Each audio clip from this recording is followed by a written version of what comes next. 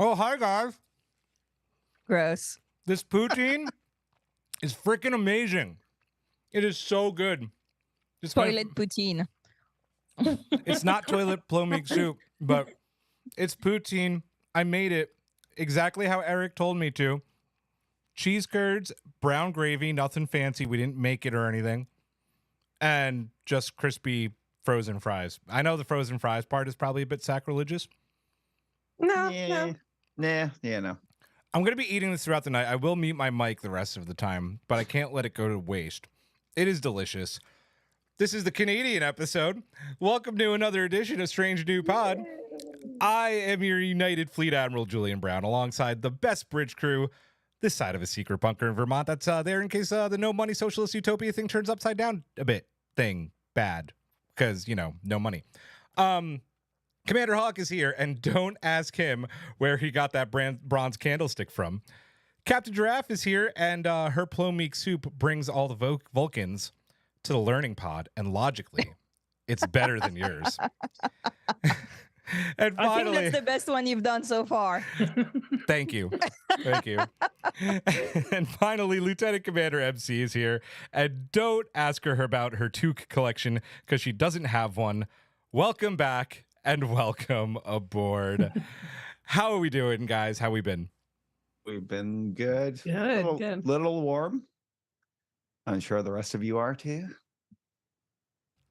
I'm fine. 96 degrees. I'm fine. Yeah, this is fine.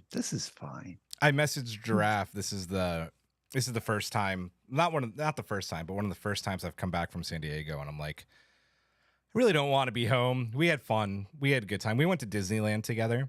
That was cool. We built lightsabers. Yes, that was. Yes. We went on the best ride at a theme park ever created. That was also fun. Rise of the Resistance. Rise of the Resistance. Worth the wait. And the breaking awesome. down. So yeah, true. It was great. It was fun. But we are back. The week off was nice, but not bullshitting you guys. Missed you bunches. I love podcasting. That's why we're doing 3 shows this week. Vice Admiral Eric, he's not on our view screen. Part of the Canadian contingent, not here to do the Canadian episode. He is doing one of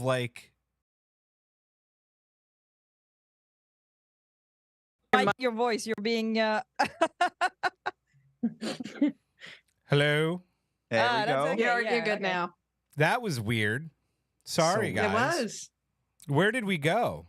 Where did it stop? You were You were just, I think, saying where Eric is. Okay, I'll Yes. talk about Eric again. He's doing one of the finest Canadian things you could do, and he's camping in the fine Canadian wilderness. So he will be with us tomorrow. I think he said it's going to be tight. It's going to be tight. We'll see. We're recording too much this week. We are recording too much. I'm demanding a raise. Well, we get paid nothing. So. it's funny you should mention that. We're getting a raise? Well, Of the no money we get? we can't talk about it quite yet, but there was a meeting with a certain company, and we'll have more details on that very, very soon. But yes, there was a meeting. Such a tease. You're such a tease. That's what I'm here to do. That's what I'm here to do. Mm. Folks, let's get into it. This week, get in, bitches. We're going back in time to Toronto. That is right. What happens when a dying time agent shows up on the Enterprise and asks La'an to complete his mission? How does she wind up in the company of Captain Kirk, who's in command of the Enterprise? That's right. Do sparks fly? Spoilers, they do. What 2 major discoveries do they make while back in present-day Canada? And what happens when La'an literally comes face-to-face with the legacy of her Khan, or her Noonian-Singh name? We break it all down, but first, Hawk, it's back to you, buddy. We need to thank our Ready Room level patrons and above. So we would like to thank Simon Stager, Jeff Reeve, Mariah Gossett, Tallulah, Jen Stein, Tina Alexander, Joe Saporito, Noe Santos, Kang Wee, Takako Nagumo, Kara Kennedy, Fernanda Nogales, SMK, Laura Linderman, Colin Davidson, Alan Davis, Jesco, Michael Graham, Emily and Travis, Gildara, Cassie, the homework stealing Vulcan, Maggie Light, Spapple, Wayne Ritz, Scone of Arc, Sean, Jay Howard, Mahalani Uchiyama, Matt Harker, Joshua Lewis, David Willett, Tara Pollen, Slope 74, Rude Parakeet, Joshua Miller, Adam Sanders, Aris Spengen, Lanky Guy, Cynthia Markey, Aaron Volke, Carl Angoli, Michael Kwan, TJ, Mir, and Caitlin, Elizabeth Dean, Jim McMahon, the Chief, Ernesto Castagna. I hope I got that right. You got it. I did. And our newest collective member, Sedano317. Thank you to everyone. Woo, woo, woo. Yay. Awesome. You guys rock. Also, a special big shout out to our executive producers, Commander Chris, Simon Steger, and the Chief, Ernesto Castagna. You guys freaking rock. We have some news. Let's get into some noon news. The table read. Yes, it is finally happening. It was going to happen in San Diego. There was just not enough time. Sorry, guys, as these things go. And maybe there was enough time, but I was getting sunburned all week. So I enjoyed vacation. But it is this Saturday, and we are doing... what are we doing? All the World's a Stage. Thank you, that one. Star Trek Prodigy. Is what happens when I have all the moving pieces in front of me. Zoom, OBS, you guys. Yes. We are doing All the World's a Stage. We are going to draw names. I put Friday on the outline, but I'm actually going to do it tonight and surprise all of you on the pod tomorrow night. So, and no one can accuse me of staging things. I have a request. Can I not do all the bridge crew? No, you will not do all the bridge crew this time. Thank you. I promise. Well, I don't promise because I can't promise those things, but I will make an effort not to draw your name for all of the bridge crew. Thank you. That'll be fun. I believe we drew our winner from Yes. Patreon. I will get in contact with you. Let me know. I will draw someone else if you're not comfortable. I think I messaged you already. If not, I will message you tonight or tomorrow. Comic-Con in a couple of weeks, bit up in the air with all the studios not showing up, but that is in a couple of weeks. Giraffe and MC are going to be there. What's going on? I know you can't talk about your panels yet, but what's going on there? The panels are going to be released tomorrow, so we're going to be able to talk about tomorrow. And yeah, we don't know what's going on. Yeah, I will Literally. be there, and that's as far as I know so far. Yeah, I'll be there on panels and cosplaying as usual, but we don't know what's going on with all the studios. Marvel is coming apparently, I and thought they weren't. yeah, well, finally, Not that it helps us at all. No, it doesn't help Yeah, Strange New Pod, but yeah, so yeah, we don't know, but we'll be here. Come say hi. We'll have stickers. We have stickers. And yeah, I think if you just yell giraffe through the convention center, I'm gonna be the only one answering. So I mean, I hope. hope so. I hope Well, so. there's usually a guy in a giant, like giraffe from Toys R Us costume going around. Hey, So Toys R Us it's is true. making a comeback, so you never know. So maybe they'll answer, but yeah. Hopefully, His it's just you. Christian name is Jeff, I believe. Yes, have it is no Jeff. idea. Jeffrey the Giraffe. Jeffrey the Giraffe. Yeah. I don't think he goes by Jeff. I think it's like the full-on Jeffrey, as Oh, long as it's okay. not Joffrey, because that's. I feel we already had this conversation. No, I mean, it's possible. I think somebody already told me his name was Jeffrey, and I willfully ignored and forgot about it.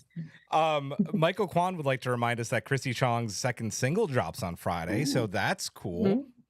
And then speaking of stickers, Draft mentioned stickers. Patrons saw these, and you're going to be getting them. I'm going to be mailing these probably on Friday. There she is in all of her glory. The Ortega's sticker designed by MC. It is awesome. Never Tell Me the Odds, the Han Solo mashup. It is awesome. It is fresh. It is crisp. It is coming your way to patrons $2 and above. So if you're not a patron of the $2 level or above yet, now's a good time to sign up. So, you know. I'll also tease, nothing guaranteed, and Giraffe will kill me if I even go into any little details, but there's going to be another patron thing possibly coming up for you guys. So Yeah, possibly. I Yeah. need to go to meetings. we're having meetings, but I like teasing things in advance. Oh yeah, So- that if it happens, it's pretty cool. It's pretty and fucking it's cool gonna if it be happens. a once in a lifetime opportunity. Let's say like that, Yeah. right? Yep. But yeah, well, maybe we'll have more news next week. Yep. That'd I be hope. awesome. Fingers Hopefully crossed. next We'll week. see. Yeah. Eric Summers is asking when we're going to see Runa again on Strange New Worlds. I hope this season we need Runa in like Yeah. every episode. Honestly, I'm here for dogs always. My little Runa. Runa. Yeah. Every ship needs to have some sort of animal on it. They Agreed. really in do. Don't my remind that opinion. to Archer, please. Hey, at least Porthos was a kind dog, unlike the captain that committed genocide. Don't at me. Should we strange new loop? Let's go. I'm not going to give out an Sure. opportunity for the chat to attack me on that one. Let's do the strange new loop. So today's question, and I'm getting some flack for this one apparently. If someone from another time, and yes, I had to put this in parentheses, you knew time travel was a thing, came to you and said the timeline is broken and we need to fix it, would you go along with it and try to preserve the one you're in? And again, I'm not saying that like it's our horrible, shitty, like the world is burning timeline. I'm thinking more in Star Trek. But if you want to talk about it being this timeline, you can. I don't care. I mean, yeah, our timeline is broken. It is Like broken. if somebody came Did from, you read my note? I did. I did. I did. I'll read Draft's parentheses because it's good. I really love that you're asking the question while we are watching a billionaire destroy a social media live. Like we're live, watching we're it watching it live, live, and yeah. she called me Yeah. bold. It is bold. It is bold. So, Yeah. who wants to take this one in chat? Let us know your answers too. I mean, like if somebody were to come back like to me right now and be like, this timeline is broken, we need to fix it, I would say, I know, let's do it. I'll ask, broken how? Because like maybe somebody's like, like in my time, like come from like a old fascist timeline and is freaked out about our timeline. Imagine the Mirrorverse comes and like for them our timeline is broken, right, or something like this. So I'll be like, broken Okay, how? that's true. Broken Okay. how? Tell me how you think it's broken. Then I'll make an educated guess. Okay, I'll- Giraffe has a point. Yeah, I'll always be down for like some time travel. I think that'd be fun. Another thing, sorry, Hawk. That's okay.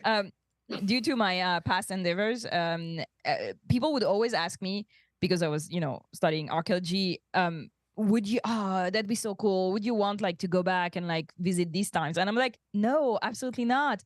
There was no vaccination, no education, no, human rights. You were only living quite okay if you were like super rich. You had no running water, no electricity. A cold like- could take you out. I'll go for a weekend camping, but that's all I'm gonna do. So Yeah, we don't need Oregon Trail. Yeah, right. No one needs to Same. I'm die like, of dysentery. everything most probably smelled a lot also, like no oral hygiene. For real. So yeah, depends where in the timeline also. Where are we going back?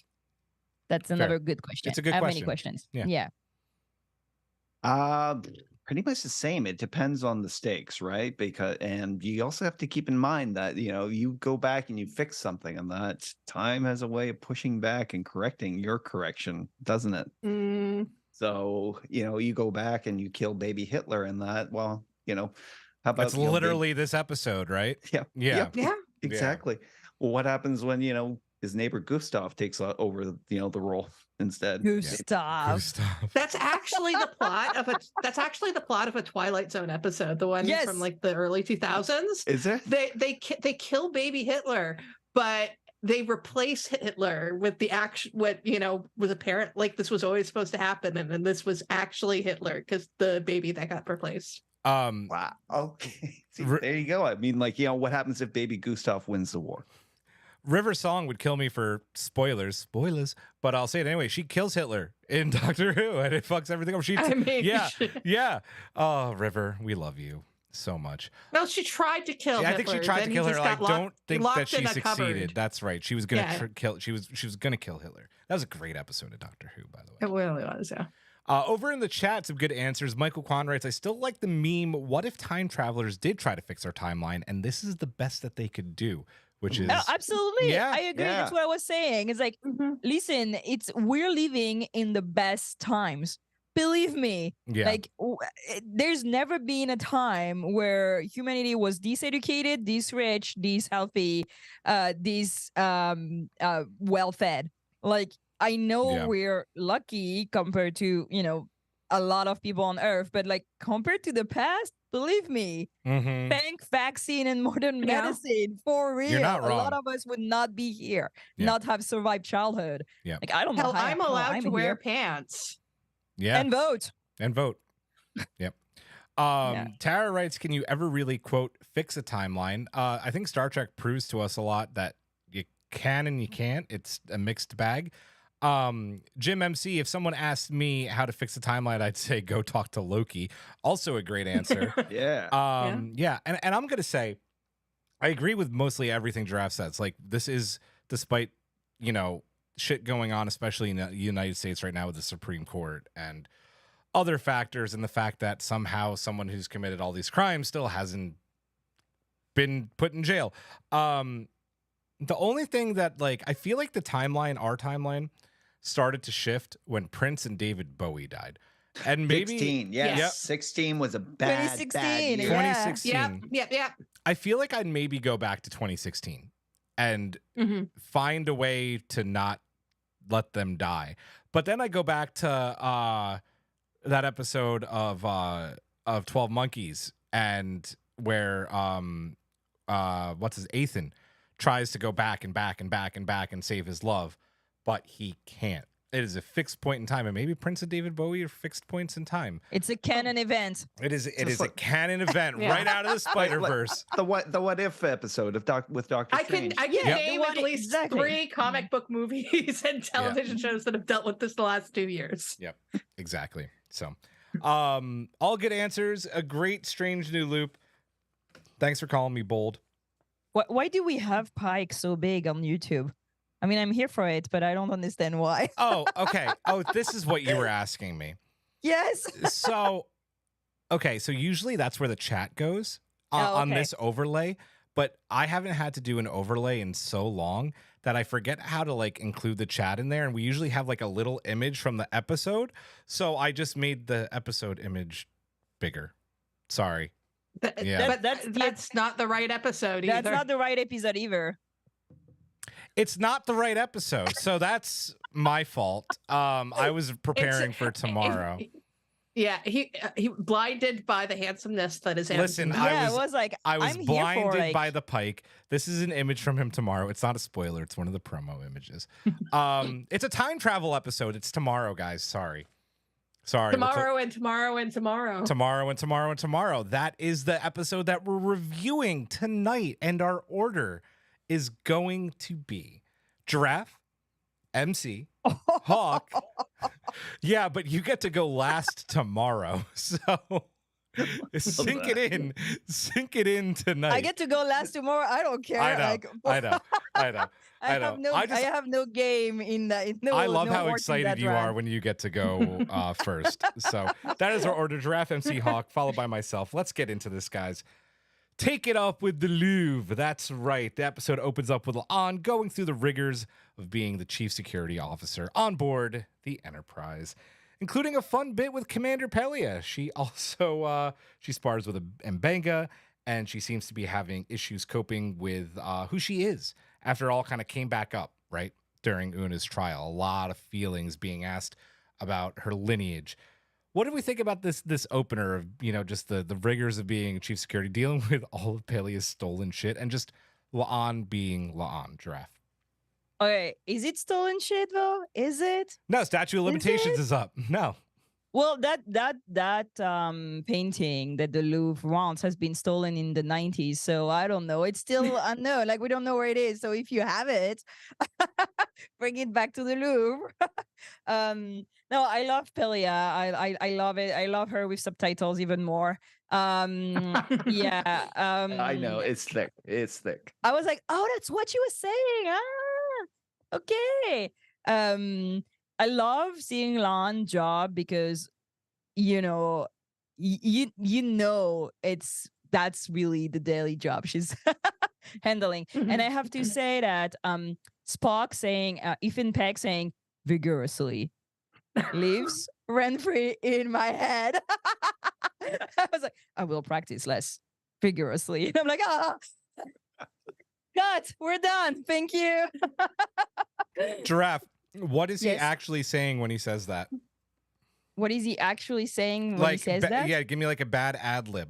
What is he actually saying? And I don't understand the question. because like anybody like would be really and like that's his way of being pissed off, right? Is that his way of saying like fuck off? I'll play my music as loud as I want. I was making a sexual joke, but sure, whatever. I'm sorry, I have to explain that to you. It But went over the head. yeah, MC got it. I absolutely did. Hawk, Thank you. Yeah, I'm just cluing into it now. Oh my God, you guys! It's chat, help me, please. Like, yeah, thank you, MC. I could make a No? comment right now, and yeah, see, and Chris got mine. I was being funny too. Thank you, Chris. Over the head. Quote, quote. Oh my God. Okay, It's gonna be one of those that's shows. That's why sexual orientation is not a choice. You know, this is how you're born because men are fucking clueless. Like, look what I have to deal with every day. He's playing vigorously. Thank you, Eric. I got Oh it, my Trap. God. Thank you. Thank you. See, MC got it right away. So I'm just gonna warn people right now. Apologies. People, it's the 5th of July, are setting off fireworks in the background because idiots. So my dog is barking. Apologies. Did you have more on Clueless the was a mostly female cast. Thank you. Do you have- Okay, so Yes, that was continue. that was it. Sorry, you missed a joke. Man, the audacity of man. MC. Love you. I'm gonna go back to eating my fries now Yes. that are Okay. long. No, don't try it anymore. That ship has sailed. It's gone. Okay, so still on the Spock scene. Seeing Ethan Peck in a very comfortable bathrobe makes me so ridiculously happy, especially because basically every single Spock fanfic I read, when he's in his quarters, he's all in like proper Vulcan attire, and this he's just like now chilling out in like comfy bathrobe and little jammers. Like, love it. Pelia is everything. I wish they had more for her to do. Because she comes like I love her in this episode, but she doesn't really do much other than be kind of quirky and awesome. But yeah, no, I love her, betting on this whole communist utopia, no money thing, not working out. Her having a bunker in Vermont is just the most like accurate thing. Like everybody should have a bunker in Vermont if you could afford one. If the end Everybody's times agreeing come. that vigorously was very sexual. Thank you, the chat. Thank It you. was very, It was very very sexual. Oh my God. Like, I don't know. I feel so like I should be bad. praised with not thinking with my dick all the time. I don't know. Yeah, I know. Don't we get any kudos? Well, for no, I'm this? it's sorry, not a did you question. not? Did you It's not not- hear Ethan Peck say the word vigorously? We did. Vigorously. We And did. putting the emphasis And like on looking the at her word like bad. He vigorously. right couldn't in the play his eyes. lute. I'd be dead. I'd be dead. I'd be like up on the floor. Mop. Like, I'm dude, I'm ace, and I still was all about it. So Man. ouch. Um, oh, strange new pod, ladies and gentlemen. Hawk, go ahead, buddy. I loved all these things, especially Leon's day, and the montage of it and that. Security work may seem like it's glamorous and that, but it's mainly just diffusing squabbles, confiscating contraband, and answering noise complaints. And also, like Spock asking, may I ask who made the complaint against me? Being anonymous. That's just classic. who do I think it was? I know who it was. Who? Lon. It was Kyle. It was Chief Kyle. Carly's gone. No, he's No, I think he's still around. I think he's still around. Yeah. You Um, sure? I can't say anything. It was Kyle. It was Kyle. I'm telling you, it's Dawn herself. Do you think La'an report? They I share mean- a corridor. Oh yeah, because who's gonna be? It's an officer, right? Because it's an officer deck, Mhm. so it has to be an officer. Sam, it's Sam Kirk. Sam's possible. Sam I is was definitely actually possible. wondering. There's a couple other possibilities. It could be Una because, as an Illyrian, enhanced abilities, maybe enhanced hearing, or it could be Una Uhura sang with because him. also. They have the thing about singing together. Well, I mean, no, there's a difference between singing together and listening to some guy vigorously play his Kathira in the middle of the night. We're vigorously. We I like that. I like that. Like playing your instrument vigorously is such a sexual innuendo, and people are still like, I don't see it. I like that Silver Metal Tavern Matt, who's the assistant editor on this episode, is like, I know who it was. That is cheating, sir. You know it Or was. that is cheating. By the way, Is anybody right? And why is it that's me? a good question. Is anybody right? I want to know the answer. Yeah. I think I can announce this because he got the okay, and he was supposed to be on this episode anyway. Matt and his main editor Wes were supposed to be on this episode. It took a while to get all the pieces in place, so it didn't work out. But we are going to have them on for episode 206. So Yay. that'll be fun. But still, you can't cheat in the chat, Matt. We want to know who it was. Yeah, was one of us Give right? us names. Names. Or We need at names. least a lineup. Hawk, were you done? We keep interrupting you No, that's as the show goes. We haven't talked really much about the boxing scene, did we? With Manga, and this has got to be Leon's only form of escape, right? She doesn't medicate. I don't think she drinks. She obviously doesn't really date much in that. So and this is her only outlet for all that conflict going on in her head. We could think of her childhood, her survival of the Gorn, the scorn of the family name, and that, and then obviously dealing with everything in security. This is like her only form of escape, and I love the scene. I like seeing how tough, even as tough and skilled a fighter she is, in that. Like Mbega was, still kind of besting her at every turn and that, but she's got like a boxer's heart, and she doesn't relent, and she kind of waits for that opportunity, as we see a little bit later. And that's about all I got to say on this. So what you're saying is La'an needs to get laid. Vigorously. Vigors. I feel there's a T-shirt coming up. I want to know what the hell is going on. Okay, you know that Ethan Peck wears like all these stupid T-shirt that people give him. Oh my Please, God, yeah. Somebody make vigorously. And I'll just do it give that tonight. t-shirt to- I'll do it tonight. I'll give it Just to him at Fan Expo. Fuck.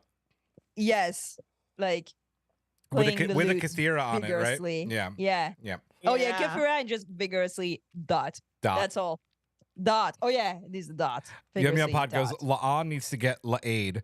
I like it. Well, it almost happens in this episode. I mean, come on. I really like this episode. I mean, this scene with especially Pelia. I just fucking adore Carol Kane. Again, I've said this 1,000 times. I wasn't like ever super duper attached to Hemmer, but I was still worried, like, oh man, like here's just another chief engineer. But she has like stolen my heart. I love that she has all of this stuff from like the 1900s and 2000s, and the Louvre keeps calling her. She's a pack rat, and the Louvre keeps calling her, and I just adore that. Like the Louvre is keeping records on Pelia. Think about that. They know where she is. Okay, the Louvre is the French government. The French government is not calling anything for anybody. Believe me, they don't even know where my taxes are. Like, dude. They got a lot to deal with right now. Fair. Yeah, exactly. I'm glad that they after the war, there's like Starfleet issue batleths in the training room. By the way, someone mentioned that a few days ago. Yeah, totally makes sense. But the vigorous lute playing was I love that. I love that scene, even if that went over my head. I apologize. I apologize. We'll forgive you. This was awesome. I like these are like the little scenes in Star Trek that you like to get, and you could really only do. What I happened? I had an issue with my camera. The good news is you didn't fuck up my overlays. Matrix. So fair. Yay. What was I saying? Batleths.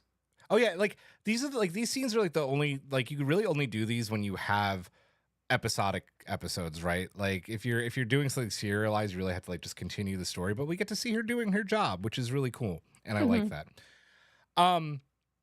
One thing that I really like is this upcoming scene, because we get so many throwbacks to so many other shows. While she's walking the corridors after doing her round, a time agent comes through a portal, wounded by a gunshot. He tells La'an to complete his mission, right, and get to the bridge, pulling out a device that has a similar display that we've seen on ships in Voyager and on Enterprise.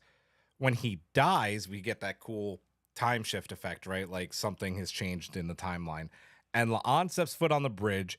She's greeted not by Captain Pike, but Captain James T. Kirk of the United Earthship Enterprise.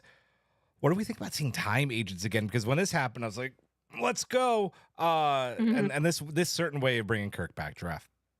I loved it. I am here for time agent. I'm a sucker for these plot lines, especially I mean, not like random like time shenanigan, but like time agent. Yeah, I want to know more. Like, it was my favorite episodes in Voyager. I loved it in in Voyager, like Relativity and all this. Oh my god! And actually, the screenshot that is behind Hawk, what we saw is from Relativity. yes, it is. And that's so cool because, I was so sad in Picard season 2 where they had like a whole ass time agent and and it was not a time agent. And I was like, why? That was the one of yeah. the biggest letdowns of season 2 of Picard.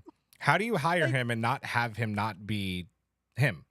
And it'd be a good, and then it would be matching the plot also, which was like, we were all expecting it. So anyway, I was so glad to see a time agent. I love the scene.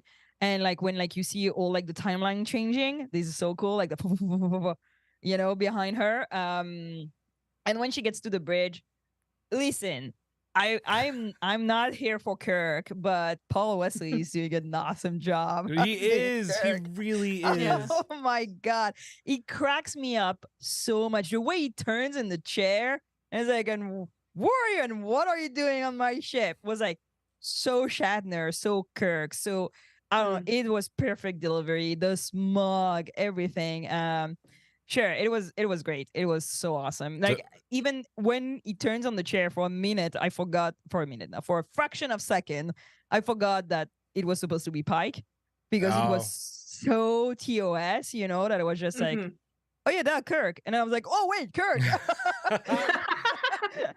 So yeah, no, it was great. Don't forget to talk about Uhura's amazing side eye. Oh my god. Bombastic side eye. That's right. This is and there will be more side eyes. There's so many side eyes. Like Yep. Absolutely. Yeah. She is good at the side eyes. Oh my god. Jim MC in the chat, right? This episode is just another citation in Kirk's extensive DTI file. Dude, Yes. not Is wrong it? at all. No, it has to be, right? But is it? But it has. But the thing is, but is it? It's still Jim Kirk, right? Like It's still Jim Kirk. But the thing is, like, I don't like, how do the files work for the time agency? Like, they are. Well, La'an reported for sure. Yeah. So they know he one of his version was involved. When is it variant? I would say that under the main Jim Kirk file, there's like an asterisk that A says sub Jim Kirk also somehow found his way into time shenanigans. Jim Kirk? Well, hey, we really need to do something about this guy and report. I mean, if you think about it, there must be multiple files for James T. Kirk because, like, Kelvin, like, timeline shenanigans, this timeline shenanigans, like, there's so many different versions of Jim Kirk, and they've all, like, done time travel shenanigans. But it's not fair to put them all in the same file. Yeah. It's not beating Janeway anyway. No one's beating Janeway. No one. Nobody's no one. Or Chakotay or Harry. All of them. Just the whole Voyager crew, honestly. That ship, man. MC. Oh my god, time agents. Like, come on, like I love having this in. I mean, ever since like I think Deep Space Nine was the first time we got to any of the time agency. It was in Trials and Tribulations that Was were it? first introduced. I believe It's true, right? So. I think that's right. For some that's reason, right. I'm convinced it's Voyager, but yeah, you must be right. Yeah, no, I'm pretty sure it was because they did have that's the two time agents. the in two that. time Yeah. agents show up. They talk about Jim Kirk. That's where Dulmer we and get the whole thing. Lexley. Yeah. And they give a massive eye roll to Jim. Yeah. Yeah. But like all of time travel, like I mean, of all of the tropes that I complain about turning up in Star Trek, time travel is the one I won't complain about because let's go. Yeah. And I mean, bringing in the time agents and just how all of this, bringing up all of this stuff from like I said, Deep Space Nine and Voyager and Enterprise, like it's, really tying all of the worlds together. And seeing Paul Wesley as Kirk, like, I mean, I know we already saw him in Quality of Mercy, but he is better, and like he was good in that episode, but in this one, like he's, I know Shatner's not dead yet, but he was channeling Shatner, like, but in the best way because he's still him. Yeah. And but he's got like this wonderful Shatnerness. Which is so funny because in his, sorry to interrupt you, MC, in the ready room, he talks about how he's actually trying really hard not to mimic because it wouldn't be fair to Shatner because he's a different actor. But he somehow pulled it off, right? He's not mimicking. Yeah. He's just like channeling. Yeah, exactly. And it totally works. Green, to be honest. Yeah, I could see that. Yeah. Yeah. And yes, bombastic side eye. Like as soon as that scene came up, I was like that Leonardo DiCaprio meme. Just like Yes. I don't want to point at the screen too much because I might make my camera go out of focus again. But and bringing what did they call it? Space Fleet or United Earth Fleet. United Earth Fleet, which totally reminded me of like early TOS. Well, early TOS, and if you guys remember, in the future, when Earth leaves the Federation, they go back to being called United Earth. So United Earth is always something that is, I thought that was also a neat little reference. Like another one of those timeline, exactly. it's always trying to work into the timeline. We're going to be talking more about that later. Love this. Awesome. Hawk. I love the whole cold open was great, as far as efficiency and what it did. And that starts out with a dreary day, then you do the turn, and then the character's reality just suddenly gets turned up on its end, and then we're off to search for the answer. I love that they employed the time agents and that. This is a great part of the lore. I'm really pleased, and I like that the franchise as a whole doesn't overuse it, so that when it is used, like in these instances, it's done effectively, and kudos for that. And this was a great way of bringing Kirk back into this for another episode this season. That Paul Wesley, he effortlessly slips into this role, and part of me is wondering if people's fears about this show becoming a vehicle for bringing back the original TOS crew are true, because he's really good in this role, and it's like, what do you do about that, going forward? I don't know. Yeah, I do have give me to bones say, or give me death. While it is a good vehicle to bring them back, they've already taken 2 bites at the apple of this whole alternate timeline. Oops, Jim Kirk is here. Yeah, I think that's enough bites. I hope that's done too. I agree. It's time for us to get a little bit of real Jim Kirk as well. True. Yeah.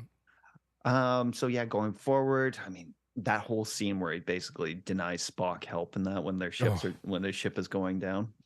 Yep. Yeah. Yep. And then Leon, basically trying to have to explain, she doesn't know what the hell's going on. Somebody gave me this ridiculous device. I'm in this new timeline and that. And he approaches it he's skeptical, but he's also not outright dismissive of it. Yeah. It was all just classic Kirk, and I just loved it. Yeah, agreed. I absolutely. I don't want to go too much on what you guys said because you said it perfectly, but I will say, I've stand Paul Wesley since Quality and Mercy, but I mean, there was a very clear difference, right, between the that performance and this performance. And the minute he turns that chair, he's like, "Excuse me, ma'am, not to be rude, but who the hell are you? And what are you doing on my bridge?" It's just Shatner, and it was beautiful, and it was amazing. And I was like, It's the elbow on the chair. yeah, just the whole And the position. turn, It was just so good. It was just so good. Yeah. That's all I want to say on that. Let's get. And I mean, I have to say, Hawk bringing up Spock on the monitor. Yes. I have to point out, if we've been thirsting over Spock saying vigorously, also him in leather. Vulcan uniform. Yeah. For real, it was like, Yeah. Bernadette. My heart. Let's get to Canada. I mean, MC wore her Canada shirt. We have to get to Canada. Let's do it. La'an explains the situation to Jim in his ready room, right? He wants to hand the devices over to engineers. Maybe Scotty's the engineer of that Enterprise, who knows? But he'd let Scotty tinker with that shit. And when he tries to grab it out of her hands, they accidentally activate it. And Karen and I watched this a few times and pondered over who pressed it. They both pressed it. He inadvertently made her press it, so it was they both fucked up kind of deal. No one should have had their hand on the button, but they did. did they know it was a button? I think La'an knew it was a button. I don't think Jim knew it was a button.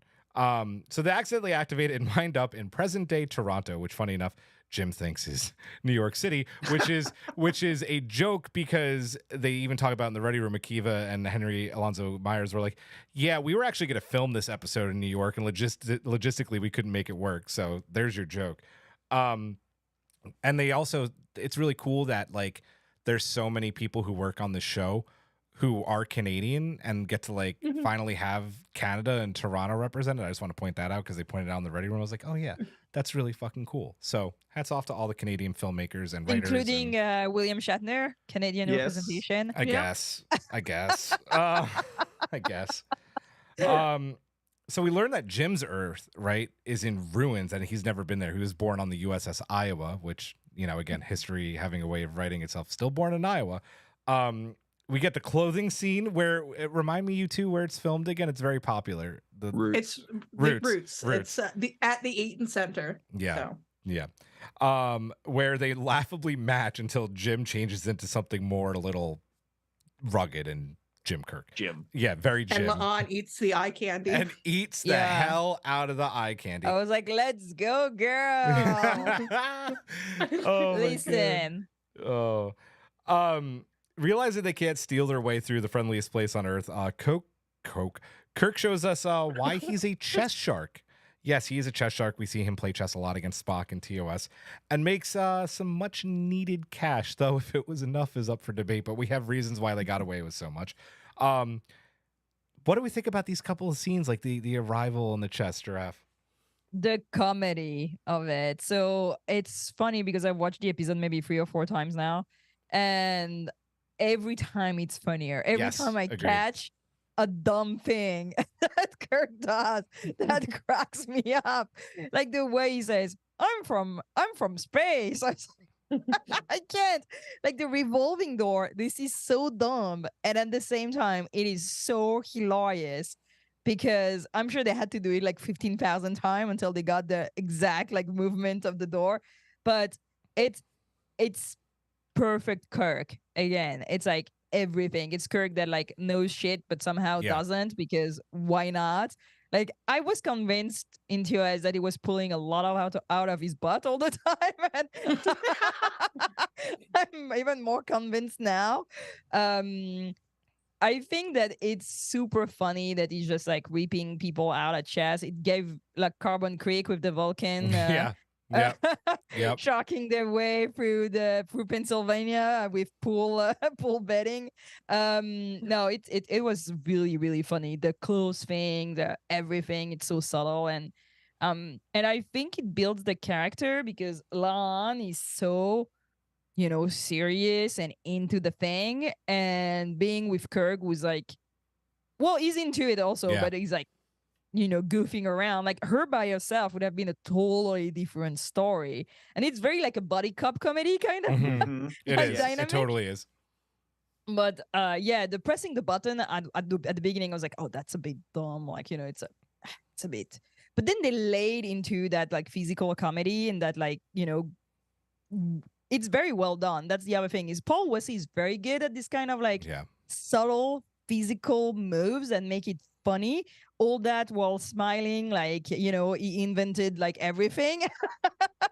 No, it was great scenes, and I want to know how much you can make by playing chess. Well, and I'm gonna Yum Yum Pod has that question too. Who knew that chess was such a high earning game? And then Bob Rice, did they no, not Bob, sorry. Jim asks, seriously, how much money did Kirk win in chess to afford that hotel room? I'm gonna answer this in two parts. One, watch the Queen's Gambit. You can make a lot of money playing chess. And if he was there long enough, who knows how many hours, there probably is like I feel like, the more undefeated he gets, probably people are betting more. Yeah. So Putting honestly, down more. not Double or nothing. Yeah, double or nothing. It's not hard to believe that he made that money. As for the hotel room, even if he didn't have enough money, we all agree. We talked about this in the chat. We know that this is James T. fucking Kirk. He sweet talked the front desk person at the hotel and be like, listen, this is what we have, but we're here on vacation. You seem really sweet. Can we get a suite? I lost my wallet. Oh, It's credit I lost my card. wallet. It has my Yeah. ID and credit Yeah. cards. Listen, and I gave that man anything, like right now. Like it's just like I don't have. It's okay. Go Right. on. Right. No, like for real. I grew No, up in New York City. Like gambling for chess and like any of these games, like chess and checkers, like the shit that happens on the streets in New York. I'm guessing it's the same in Toronto. People put fucking serious money down. I'm not like saying this to defend like the writing in the episode. I thought it was good. I thought it made sense. I didn't have a problem with it. I think it's the kind of like silliness also that you see in TOS, exactly. and I think it Mhm. was just going with the mood of the episode. Yep. And showing that they have no clue either how much money is worth for anything because they're just like, oh, we'll play chess and we'll have enough money for a hotel. Like, why not? MC. Oh my God, there's a lot to unpack in this scene, like not in a bad way, but just for some reason, like this scene like condenses like so much stuff that I'm like, made me think. First of all, the whole USS Iowa, I think is what it was called. USS the Iowa group, was totally serving Doctor Who, The Beast Below, where they have the Starship UK. And I love being reminded of that episode because I like that episode. And yeah, no, love La'an like sneaking a peek at Kirk changing because like why wouldn't she? Why wouldn't anybody? Yeah, and I mean the whole You guys are like on Shark thing, fire tonight. It's Spock's fault. He started it. he did. The whole Vigorously. chest shark scene. I have a headcanon that Spock is a pool shark because Vulcans like picked up pool because of the whole Carbon Creek thing. I love that. So the idea of Kirk like being a chest shark totally plays into that narrative and just like I live for it. Because also Spock's like the rebel and Jim is the nerd. Like this is known. Yeah.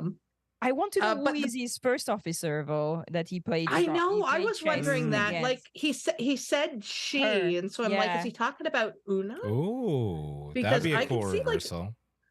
Yeah, I could see Una like being into chess. Yeah. But the big thing that caught my imagination during this scene was La'an, identifying where this place was. And it's like, it's Toronto, the largest city in what used to be Canada.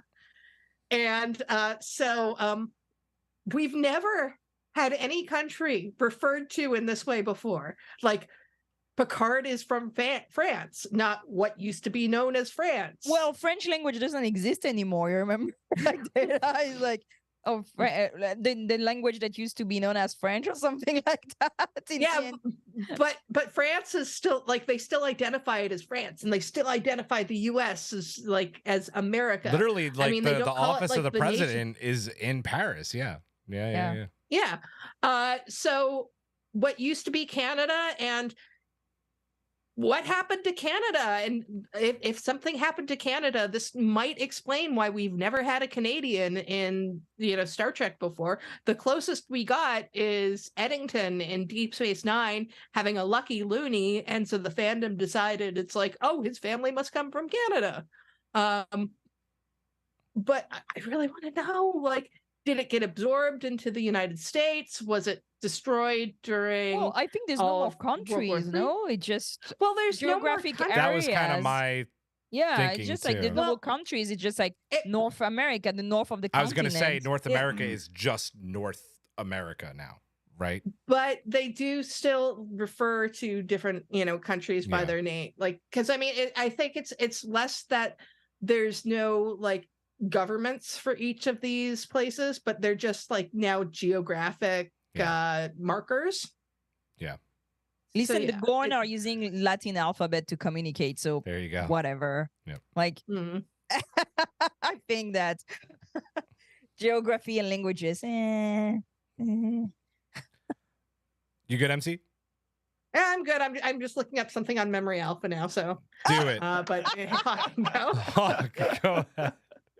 Yeah, this show has this great way of pivoting its tone, right? Kind of can go from doldrums to dire to comical and back again. This episode is just like a great example of that. These scenes were about building up that relationship between two characters who are pretty much like without a history to each other, right? They Yeah. have no interaction, like, not even on the show. And it was a clever way of showing how the two of them cope, like being transported back in time with no resources of their own in this era to help them. And like MC said in that, like with Toronto, that it is amazing, like having Toronto now be like part of Star Trek lore, Yeah. and the film scenes of this like showcase of the city, Toronto is like a major world city and that, but rarely do you get to see it like ever featured prominently in major media and that, and like that Mhm. time lapse footage you see of the CN Tower, beautiful. Toronto's a major city when it's got some of the worst traffic in the entire globe. So, Yeah. just saying. Exactly. I want to know why they always time travel in the back alley, It's why Pike says it in episode 1 of the whole series. Why is it always an alley? It's always an alley. Mm. It's always an alley. It's always is, but there's no back alley in Europe. So what do they do when they transport in Europe? They Under a bridge? under a bridge? Ah, On a that's roof? good idea. On a roof? Oh, on a roof is not a good idea. No, No, roofs they're are all old. they're They all don't do like that. yeah, they're all slanted. Yeah, under a bridge. Under a bridge. I Under like a it. bridge. Okay. I like it. Yeah. Were you good, Huck? More? I'm all good, dude. The one thing that I am gonna say that I absolutely adore about this is when they do go back on when they're going out of routes, it's a throwback to the pilot again, because she's quick and uses she uses her like security training, right? In the pilot it's my neck, oh I need my medication. In this it's put the thing. I said my neck. Yeah, right. Like get the fucking point. In this, she puts the wallet in the bag, so the security alerts go off and they're able to walk out. It's really cool. Is it supposed to be like a little nod to the pilot? Maybe not, but I think it is. I think it's really cool. That's like I adored that. I love the chess. I love the hot dogs. I love that Jim Kirk's just loving hot dogs and poutine, which is now all gone. My plate is completely Hot dogs and sunsets. gone. Hot dogs and sunsets. So yeah, I adored this, and I loved their chemistry this entire episode. They are so good together, and I know people don't want more Jim Kirk. I want more Jim Kirk. I hope we see. I want to see this relationship bud, and eventually, it's got to fail because we know that Carol's on the way at some point, or maybe La'an's why Carol fucks off. I don't know. Mm-hmm. Things happen. So let's keep going. Anything interesting happening in the chat? Has anyone been transported underwater? No, but they do jump into water and into darkness, which is a brilliant scene. I don't think anybody's been transported into Rios water. was transported like in thin air. Dude. Yeah. Yeah. Remember that? That poor guy, I- man. I think the underwater thing doesn't happen a lot because I think the transporter is supposed to like guard against that. I think what happened with Rios was because like the ship was damaged or something. And there wasn't a but- lot of power. The Yeah. whole Yeah. thing Yeah. was Yeah, damaged. Exactly. Yeah, The whole season was usually- damaged. Sorry. I mean, you said it, not me. Oh, I said it. I've said it a lot. Mhm. The two start trying to figure out where this attack is going to take place that they're there to, save or prevent from happening. I already mentioned over some hot dogs. Noticing that it must not have happened yet, judging by how nice everything is. And we're going to get a lot into this because in Star Trek canon and lore, eugenics wars were supposed to happen, but we know from the pilot that actually it had already changed. But yeah, everything's kind of normal how it is now. And it all started, while watching him change. We talked about this a little bit already. We noticed that Lahan has the vigorous hots for Jim Kirk. Oh, now you get it. Now I get it. All right. Almost invites him to bed when they're in their fancy ass suite with that chess money. But she thinks twice about it. What do we think about Why? this? I know. I know, right? I know. What do we think about the building their relationship up?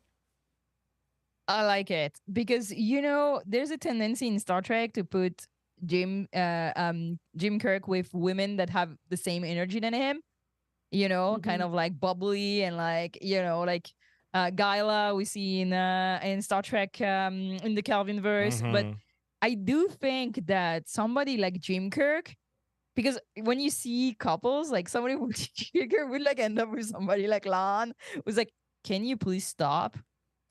Like, can you sit down? Can you not? Like, I think they have like this perfect like compatibility because they're two very different person, but at the same time they're very good at what they're doing.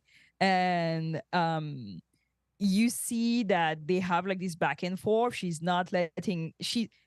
Interestingly, she's not letting him, like, I don't know how to say that. She's not being charmed by him, but she is. Oh yeah. Like Yeah. unwillingly. Mhm.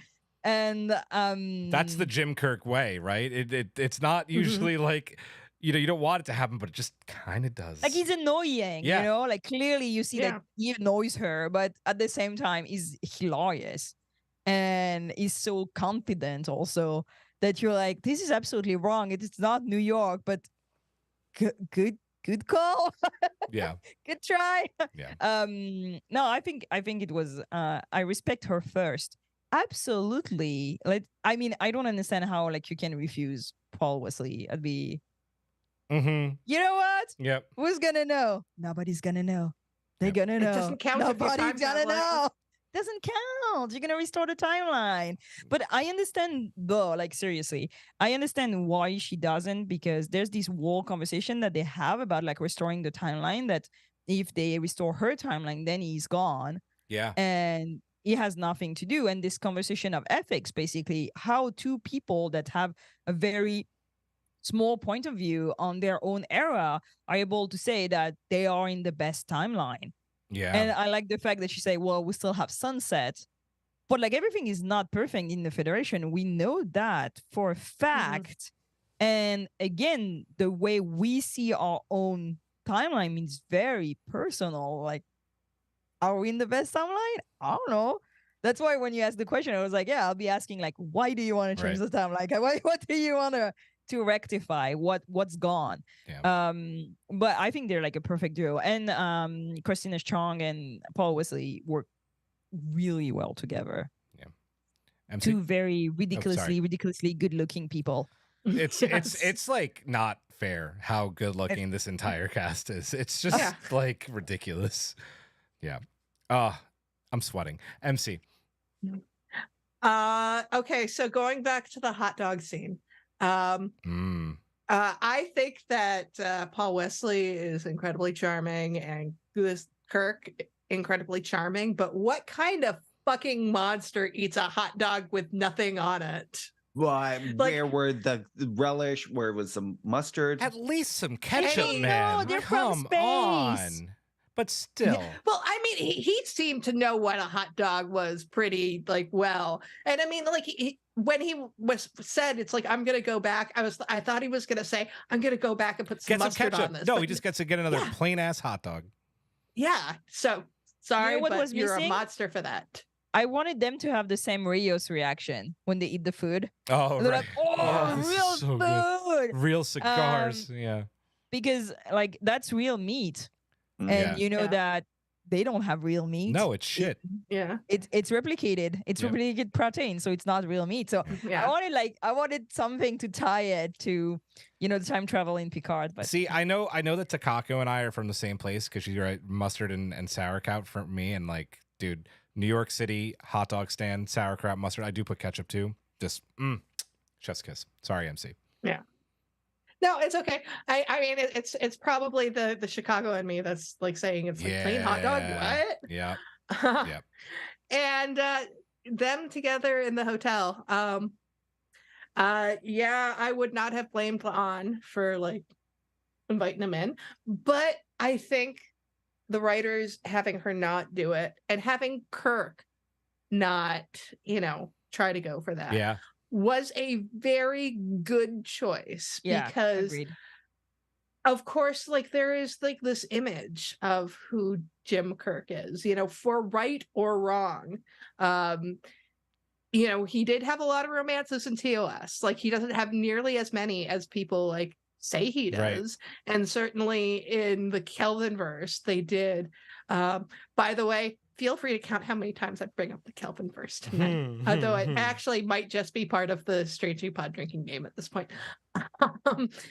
But yeah, they exploited that in the Kelvinverse. And in this, which is the first time we see Kirk in a situation like in Quality of Mercy, obviously not that kind of situation.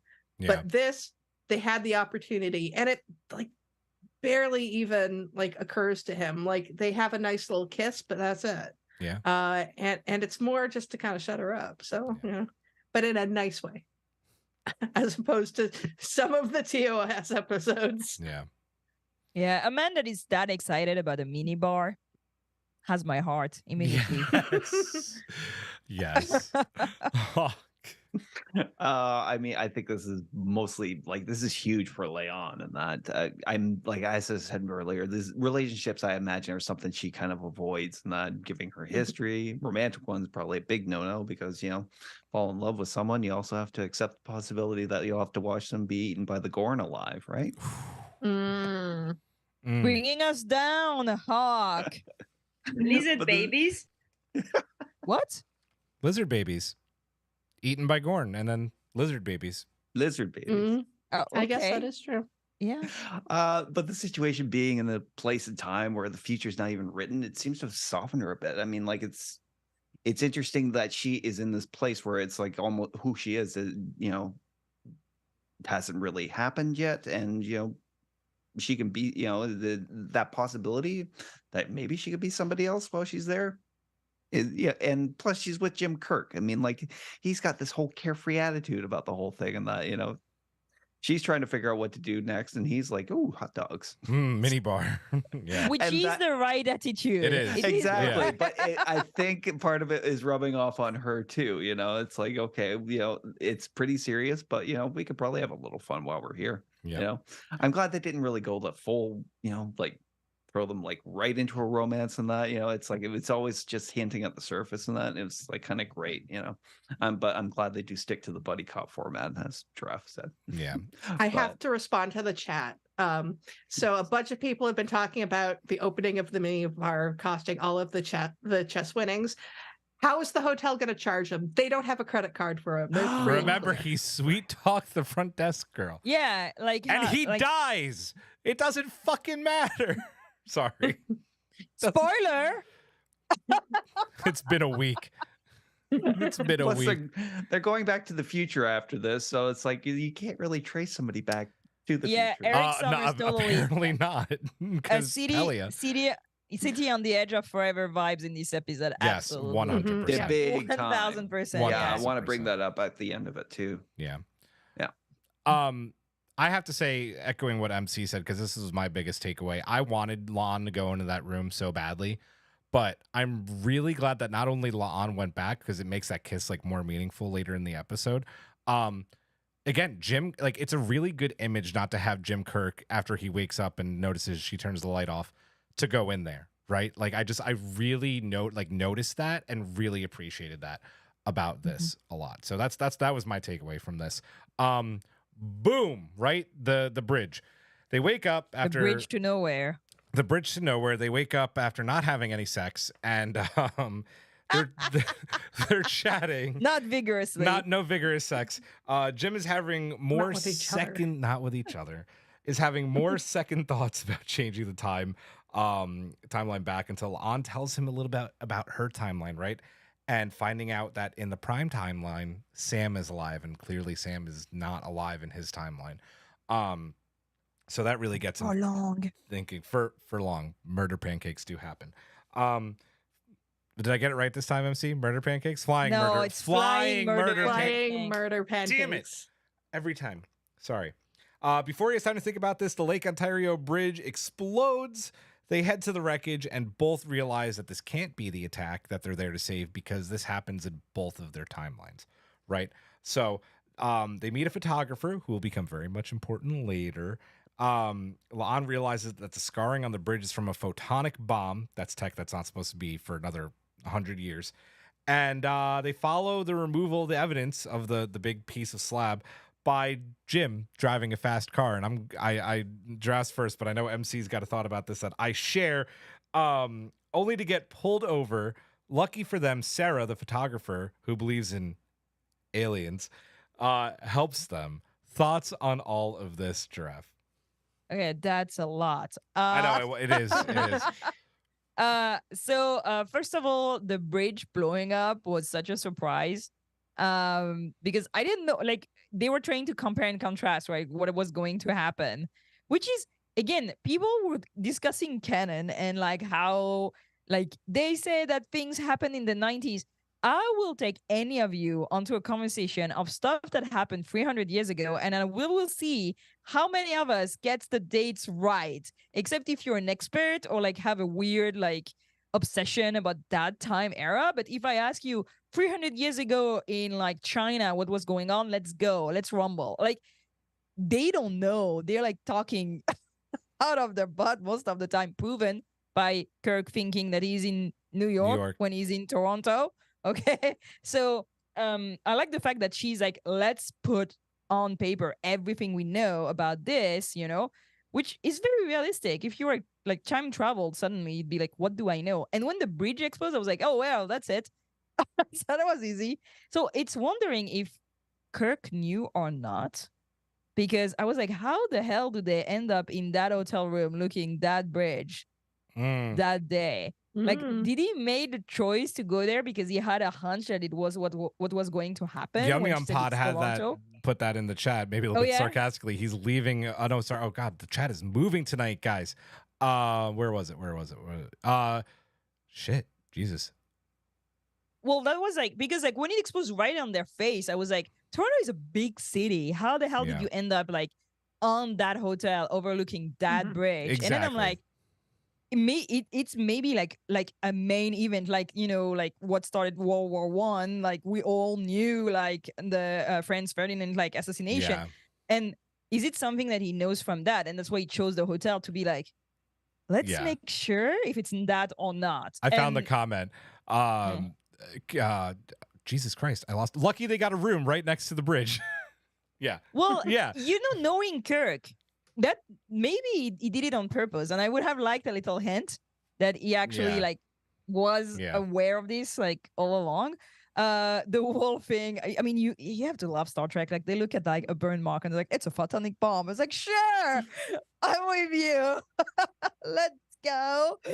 And the car chase, it cracked me up because it was so much a piece of the action.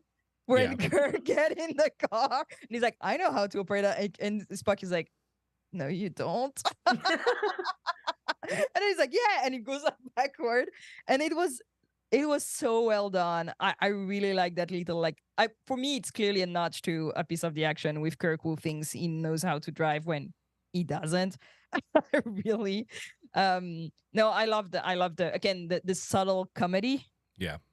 Sprinkle over the place. And That's I don't remember. I mean, what, that's where you to hit it. go. You Yeah. got it. Yeah. MC. Okay, there's a lot to unpack in the scene too. Okay, first of all, I'm seeing a lot of bridge to nowhere for the whole bridge. I believe the bridge was supposed to be to Niagara Falls, which if you look at a map of Toronto to Niagara Falls, that actually very much makes sense. Them trying to build a bridge there, it would basically cut the trip in half. So I think maybe it was on Twitter. I saw like a production. Well, they said, still don't or they say something somewhere was- in the episode, or like even on like one of like the headlines on One the of news the- in the- Toronto, it's yeah. like supposed to be somewhere in America, so like Niagara Falls, New York, not Canada. So it would technically connect the two countries, or something. Yeah, along those, I mean, like Niagara Falls. There, it's over right. both. So yeah, no, exactly, yeah. exactly. So and it's a very popular place for people Yep. to go. So it totally makes sense that they would be building a bridge to there. The mention of Sam was so good. Yeah. It is the perfect way, like as we were talking in the Strange New Loop, whoever's traveling to us would need to prove that their timeline is better, and saying your brother is alive is the best thing that could convince Kirk to go to his side. Yeah. And now for Kirk stealing the car, I think that it is absolutely criminal that when he's futzing around with this car, he does not accidentally turn on the radio and have it play Sabotage by the Beastie Boys. It's like, criminal. come on. Criminal that did not happen. Missed When the music opportunity. starts during the car chase, I thought they were gonna put Sabotage. That would have been I wanted hilarious. it. And Yes. matching the theme of the freaking episode. Oh, I'm not finished bringing up Kelvin today. So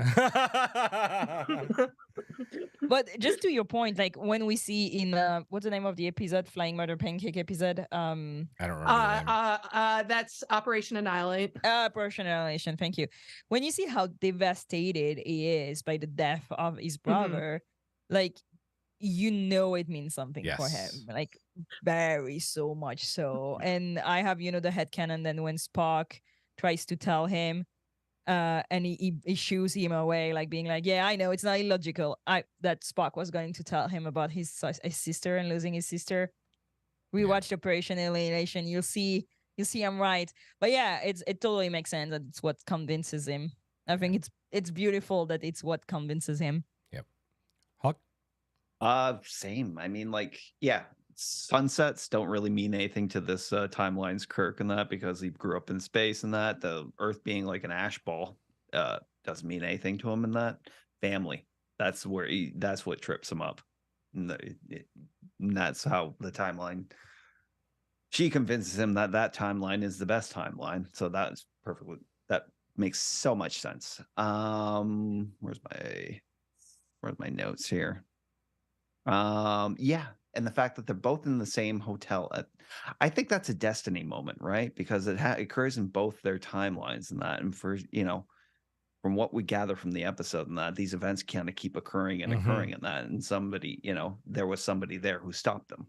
So it makes sense that they would probably be in that hotel room at that time. And that, since this is a destiny thing, right? Nudge, nudge, nudge. Yep. Yeah, exactly. The only beef I had with the whole thing was the fact that they got pulled over with a stolen car with no insurance and no IDs to their names and that. And the cops, Right? I mean, like, Canada, we are cool. We're cool people. But like, there's no cop in the world that is going to be that cool over. It's Star Trek. It's the past. They don't know how it works.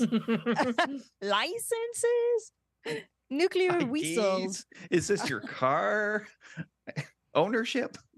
Fair. Jim Kirk is just that He's charming. just that hot. Yeah. Good. Yeah, I don't know. I got nothing. I'm almost thinking about using the pass. You guys hit it. I really like it. Dude, when you told me the whole Sabotage thing, MC, I was like, God damn it! Like I really wanted. I would have a hold. I wanted it to I would be have there hold. so I know, right? bad. I wanted it to be there Well, so bad. apparently sabotage is too expensive. That's why. Yeah. Yeah. Yeah. Exactly. Music rights. Yep. Yeah. Music rights. Yeah. I'll let your guys' comments stand. They were beautiful and brilliant. So let's move on. They go to a diner with the photographer Sarah, who explains all of her crazy theories until she stops on a picture, and this is where Giraffe is gonna give me shit for the rest of the episode, of a Romulan bird of prey. Yeah, okay, it's out there now. Which Jim immediately recognizes. He realizes that with Sarah's talk about a cold fusion reactor, this is the moment they are here to prevent, as the cold fusion reactor is destroyed in his timeline, which also wipes out Toronto. What? What do we think about the divergence in the timeline and Giraffe? Romulans. My sneaky, lovely bastards. You know, like, first of all, I was so happy because classic Tio as Bird of Prey, let's go. But it's so hilarious. First of all, I think it's kind of stupid to. I was super happy to see them, but that would be my minus here is that you're pulling out a big gun using the Romulans for your plot. You know, are you sure that's where you want to go? Are you sure that's how you want to use them? Like, I think it was elegant because in the end, they still don't see them. So they still don't know how they look like. But it was a lot of like flirting with the line, you know, to just like manage your story. I mean, it could have been like literally anybody, like literally anybody. It could have been the Endorians, could have been. I love that it's the Roman just sneakily blowing up like Canada and why not? But I love the thing. There was too much foreshadowing also. Like that woman that takes the picture, the right picture, then follow them. You know, it was like kind of like a little bit like too much. Who are you? I was Yeah, right. Mhm. I was like, come on, like, can't you like see that there's something up with that woman? Like, and I don't know who's the actress because I didn't have time to go check. So, is Heaven here? Haven's Heaven, here. who's the actress? They'll have it in like 2.5 seconds. Yeah. So, is she wearing prosthetics? Because I rewatched it on my TV and I was like, I feel like she's wearing a prosthetic on like her nose and forehead, and that gives her like a look. And I'm not sure. Like her nose is like very. Maybe that's how she looks in real life, and I'm really sorry if this is. But I was wondering if they had done anything to her face, because I felt like her eyebrows were like I don't know, her face was kind of like. Oh, well, and probably the way she wore her hair, even though she has a prosthetic on her ears, right? Yeah. The actress's name was Adelaide Kane. Also the same spelling. She was on the Carol. not the Riches, the Royal, not the Royals. It's one of those shows. I can't remember. Okay, hold on. I'm checking. Now I'm searching also. MDB, Kane. Okay. Grey's Anatomy. She's Rain. absolutely. She was on Rain. That's right. Nah, I don't know. Oh, They did right. something to her eyebrows or something. Am I like crazy? I don't know. Maybe I'm crazy. But I was like the hood, the beanie, you know, I was like, there's something up. There's something off with that. It's not woman. a beanie, it's a toque. Sorry. A what? Sorry. Canada. It's a Canada reference. They're called toques. They're called Tukes. I don't know. In French, it's bonnet, but Yeah, you know, whatever. Yeah. Makeup words. So yeah, I was like, it was a little bit too like predictable. But when like she was like, oh, it's a Roman ship, I was like, holy shit, what? The Mirrorverse would have make like much more sense somehow in my head. But I love what it's like hinting at how insane was the time war. Yes. Like that's berserk. Like thinking that you had just like random ships, especially the Romulans, because you know they're gonna play dirty and go back and blowing up whole cities, and you had to go back and prevent stuff. That's insane. And I really like the fact that they give us finally a hint of like what kind of shit would have had gone down. That's too much always. During these wars. And I like the fact that it reminds us that whatever they're telling us in Star Trek may change any time because you Mhm. still don't know what's happening to the timeline Yeah. ever. Just so yeah, and I was right, and I called it, and everybody shamed me and told me I was insane. We had to. I never shamed you. I was right. You were right. That's Sneaky true. bastards. They're gonna keep showing up. Well, then I'm you wouldn't have convinced. this feeling of, satisfaction in the That's fact that true. We like Yeah, the. I have to say that I was joking. I never thought for like in 1,000 like light years that they would bring the ambulance again. But when they showed the picture, I was like, "Ah, My life. my time has come." MC. First of all, I have to protest Giraffe lumping me in with everyone else because I am always a very supportive best friend. It's But you're true. throwing me in with the guys. Sure, whatever. Okay, so about the toque, like I love the toque because it's such like this great reference to City on the Edge of Forever. Yes. Even though she's had like the disguised as a human like magical plastic Yep. surgery that makes her perfectly like a human, but still she could have kept the ears because she had the hat on. So it's like I see you there with the reference.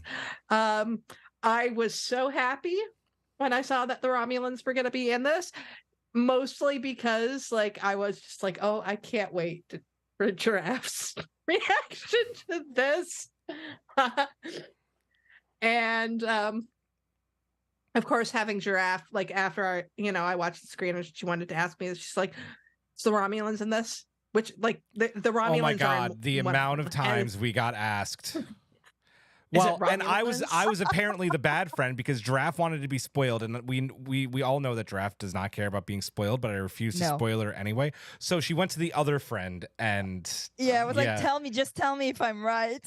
How right am I? And she was like, and I shamed MC for telling her a little bit. 70%. I was like, 70%. Let's go. Yeah, well, I gave her a percentage of how much she was right. So Yeah.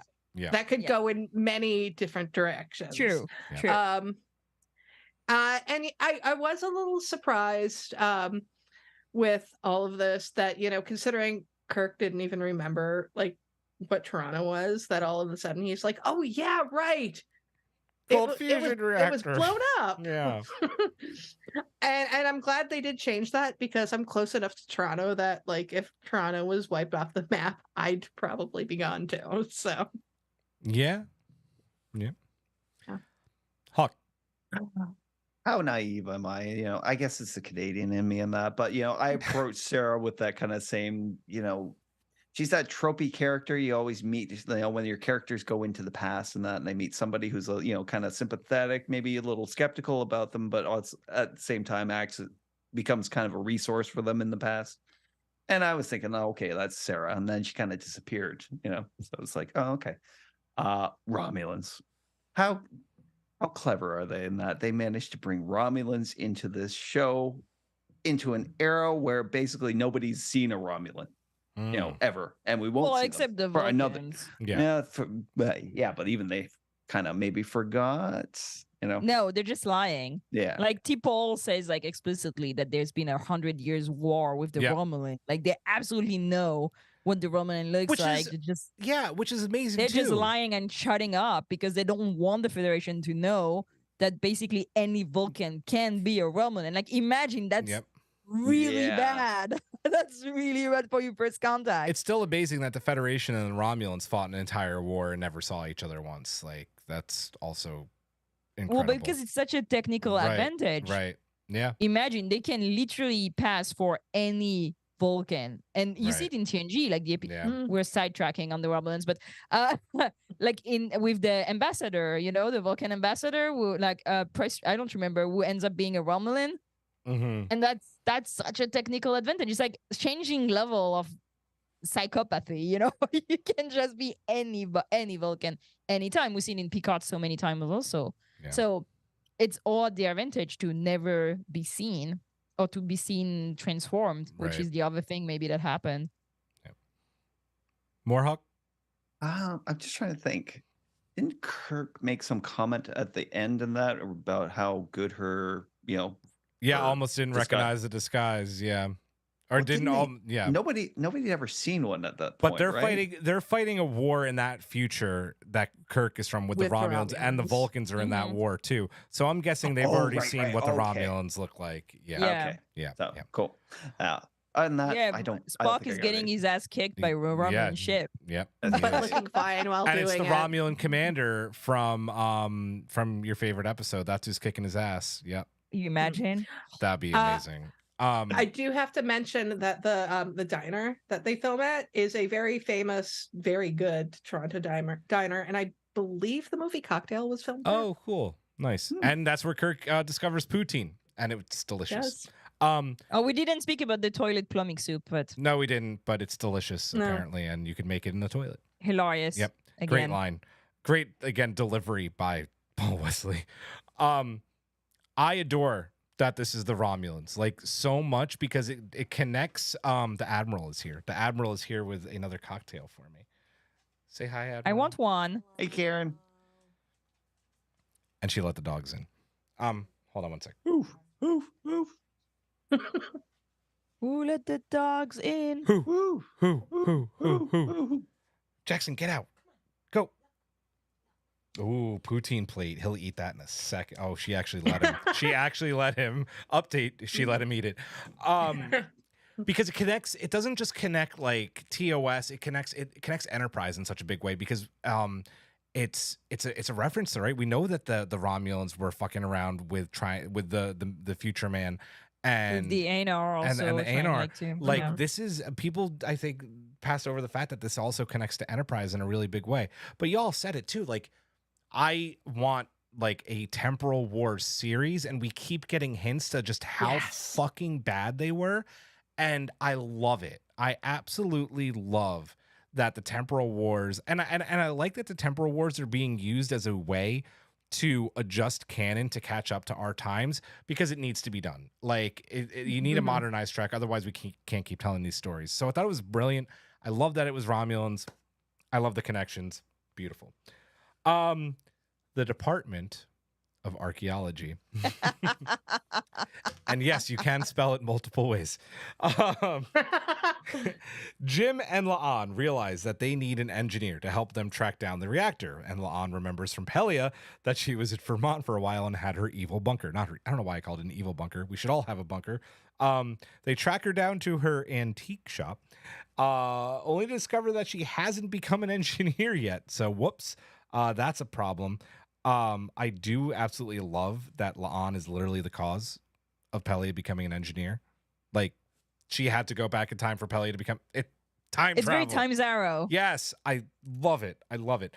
They realize that that if they reverse engineer an old diver's watch that Pelia had from the 80s, the tritium, and it will glow when other tritium, which is in the cold reactor, a lot of technobabble in this, is present. What do we think about American Pickers Pelia and this scene, Giraffe? All right, I loved it so bad because the way it's painted on a freaking barn, it's cracking me up so bad. And you know, when she's like at the beginning in the cold open, when like she's reading property of the archaeology department, it's funny because the subtitles were written archaeology EO, and it like hit me up. I was like, archaeology EO for like a museum? That's not a museum. Like again, it's two spelling of archaeology. If you want, my husband is sleeping right now, but like you can like hit him up on Twitter. He'll explain everything to you.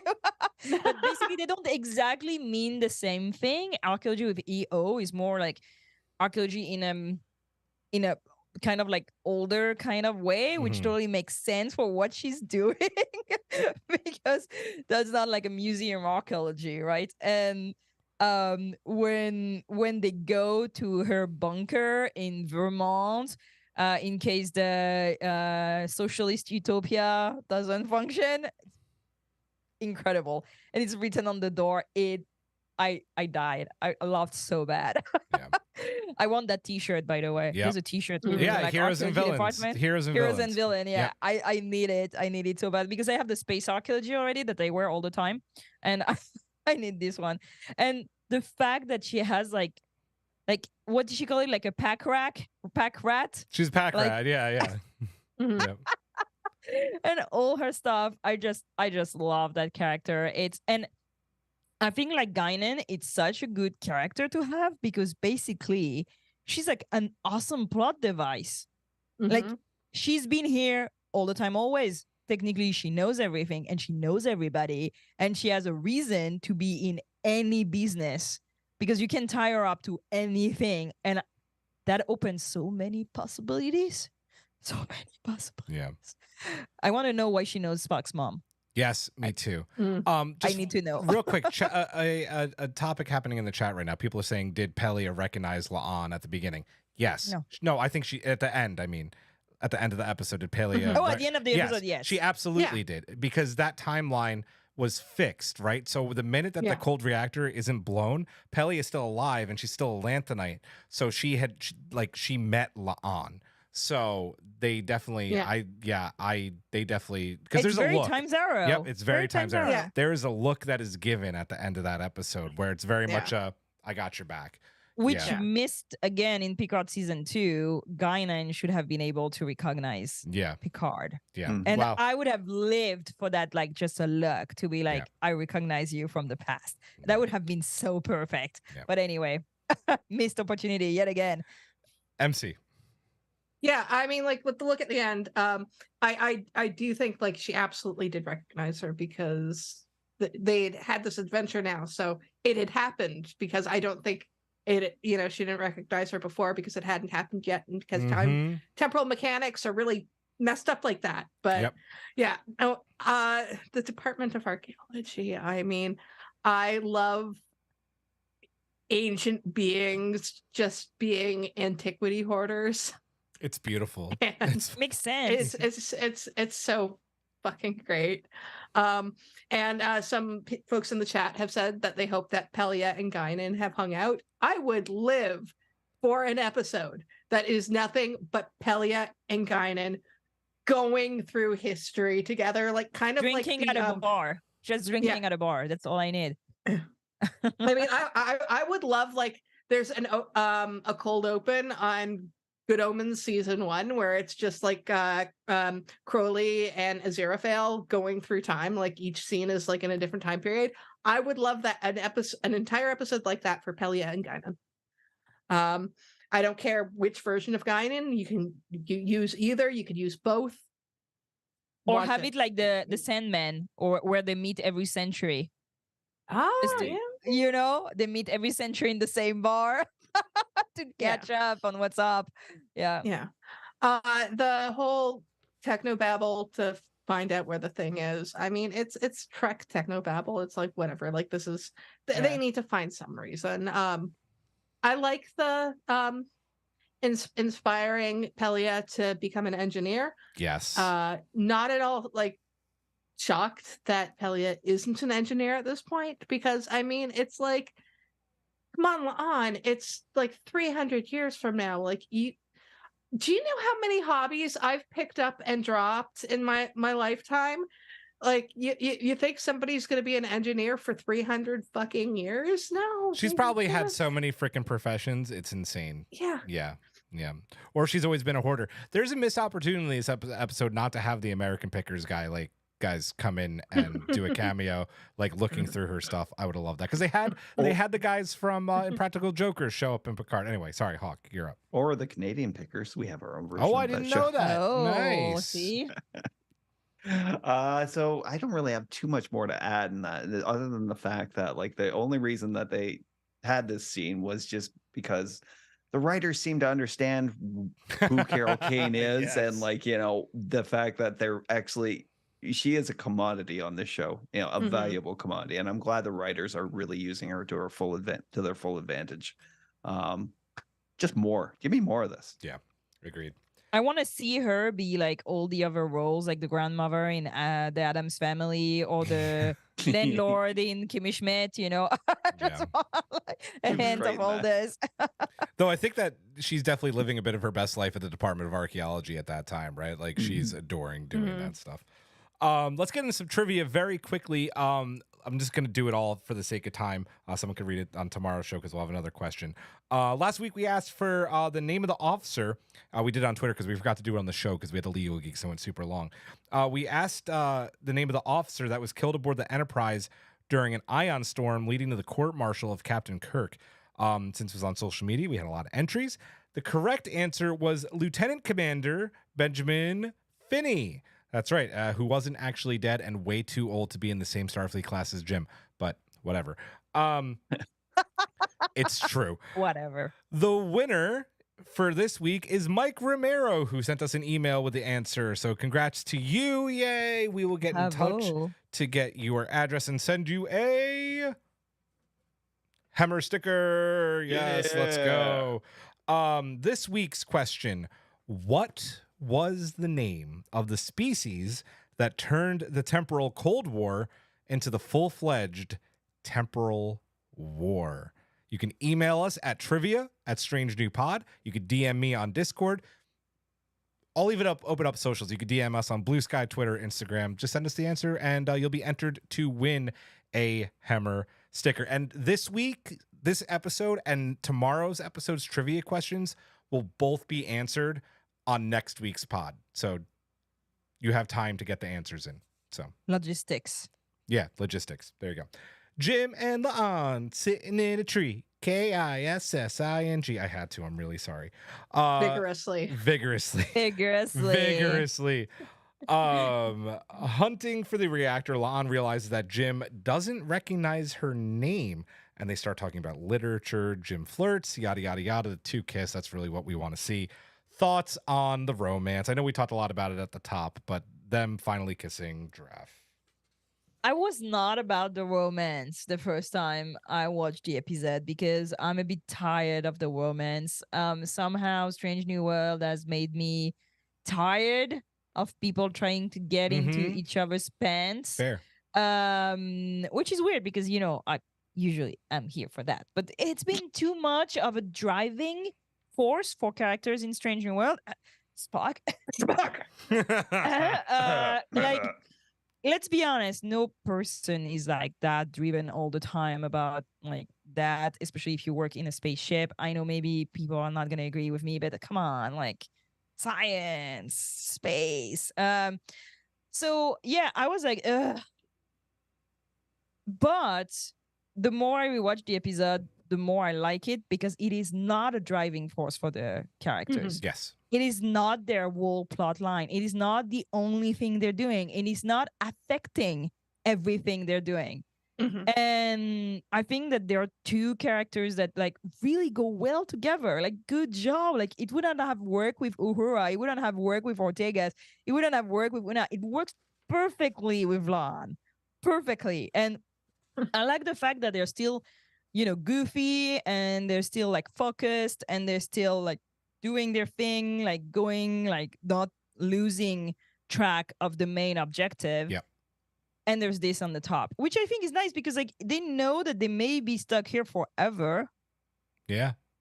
And that basically it's that episode of the Orville, but better. You know, the one with the time travel. I'm not spoiling too much. Yeah. Oof, that episode, man. Right? Where like basically they might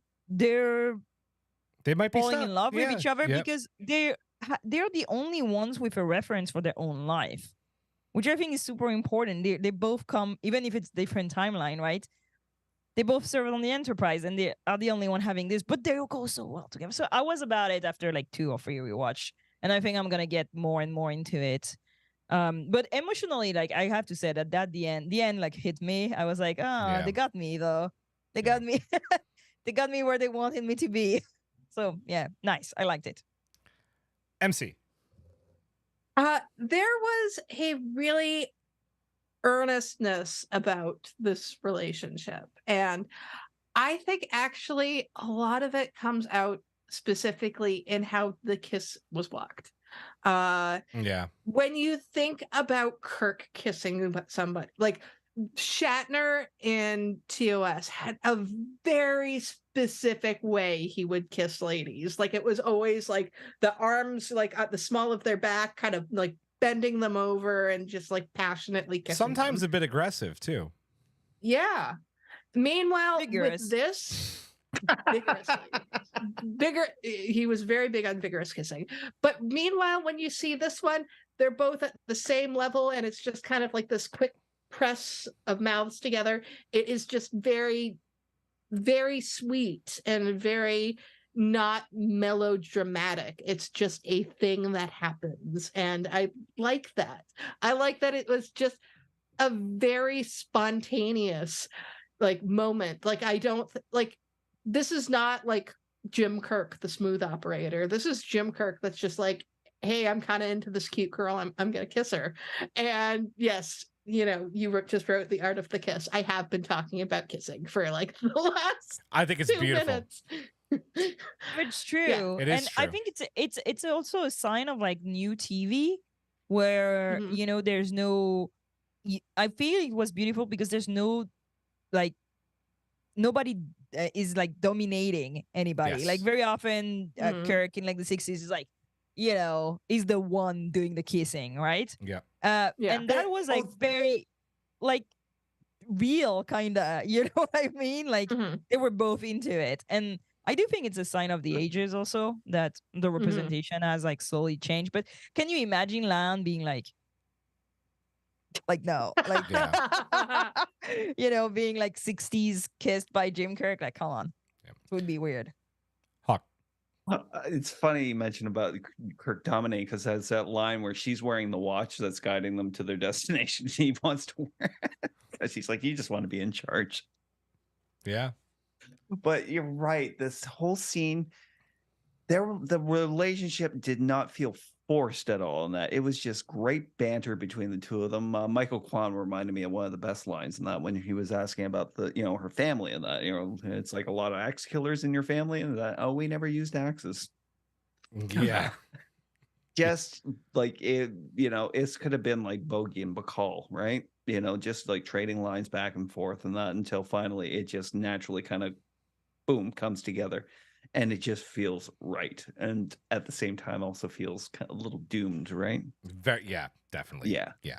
Oh, Yeah. Definitely. Definitely Yeah, do. because he's doomed to not exist in when she goes back and she Oh, I knows know. And it. she's like, well, you could come back, right? We Yeah. could both go back She's, together. yeah, she's fallen for him. Yeah. And you know what Yeah. it made me think a little bit? Like you're gonna laugh, but she kind of reminds me of Michael Burnham in the idea I of like didn't see that. Yeah. how to approach relationship. Like they have both had like two different, totally different level, but traumatic childhood and like being like separated from being able to have relationship with other people. And like these adult who like I don't know how to have an intimate relationship. I'm not sure I do, Yeah. you know? And it gave a little bit of that, like, but way better done in this episode than in Magic to make the sentence meds Yeah. go mad with like the kiss and so on. Like, nah. But yeah. Good. Good. Yeah. Move on. I loved it. I just titled the next part of the outline draft is right because Romulans, I'm going to try and be very quick about this because this is just leading to, we just talked about it, doomed, right? They get into the Noonian-Singh Institute. We know who's going to show up in a few minutes. Her legacy, obviously, DNA from her blood to get them into the building. They're stopped by Sarah, the Romulan operative. She reveals the Romulans have been trying to slow human progress by going into the past. Jim tells Sarah she won't shoot because the alarms will go off, except she does. What do we think about the twist and the basically the bluff being called, Giraffe? Listen, like they're telling a Roman you're not gonna shoot, and them shooting was giving so much Indiana Jones.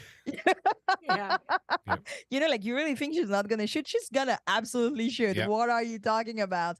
And that's like one of the great constants where like I knew at that moment that she was so gonna Yeah. shoot.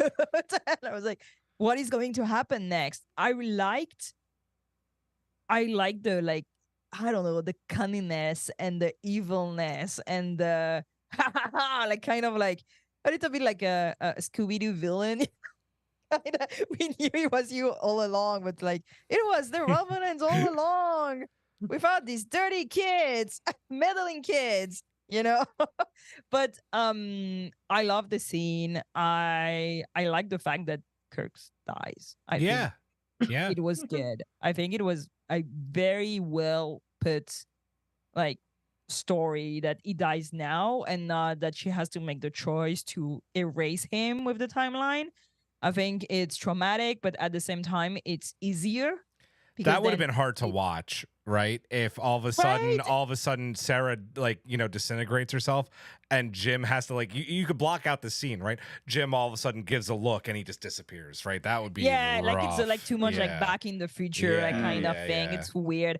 I think also that it's very hard to act that kind of like goodbye scene and Yeah. make it like heartfelt and like the fact that we see Jim Kirk die Yeah. was like whoa. I was like, oh my god, he got shot by a Romulan.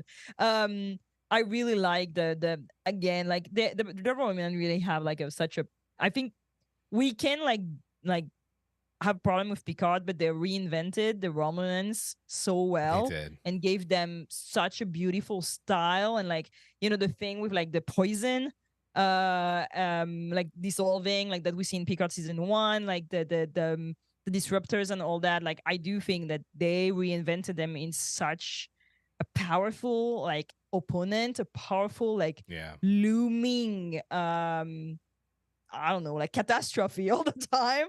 And I really like that Stranger World kind of like went into this. Like you'd never know what the hell they're doing and when they're gonna show up. So no, I loved Sarah. I think it was perfectly acted. Yeah. Like, a little bit of like trolling was the shit. We've been here all It was along. like, it was almost very Tomalak, right? Like a little bit. Yeah, Yeah, absolutely. And slowing human progress, just blow up the planet. What are you doing? Like, Yeah. I know, right? what? Like slowing down human progress, you can just blow up like the main city from space and it can't do anything. Like if that arrived today, we'd be so done. Like, Yeah. so I think there's like layers. I hope there are layers of like what we're not understanding with the temporal Cold Wars or temporal wars of like Yeah. what's going on. But yeah, I just loved it. Sorry for Kirk. It was sad though. Yeah. MC? Okay, so just on your last point, the why don't they blow up the planet? I think that probably comes down to the computer said, like, if you do that, this is what the timeline's going to lead to.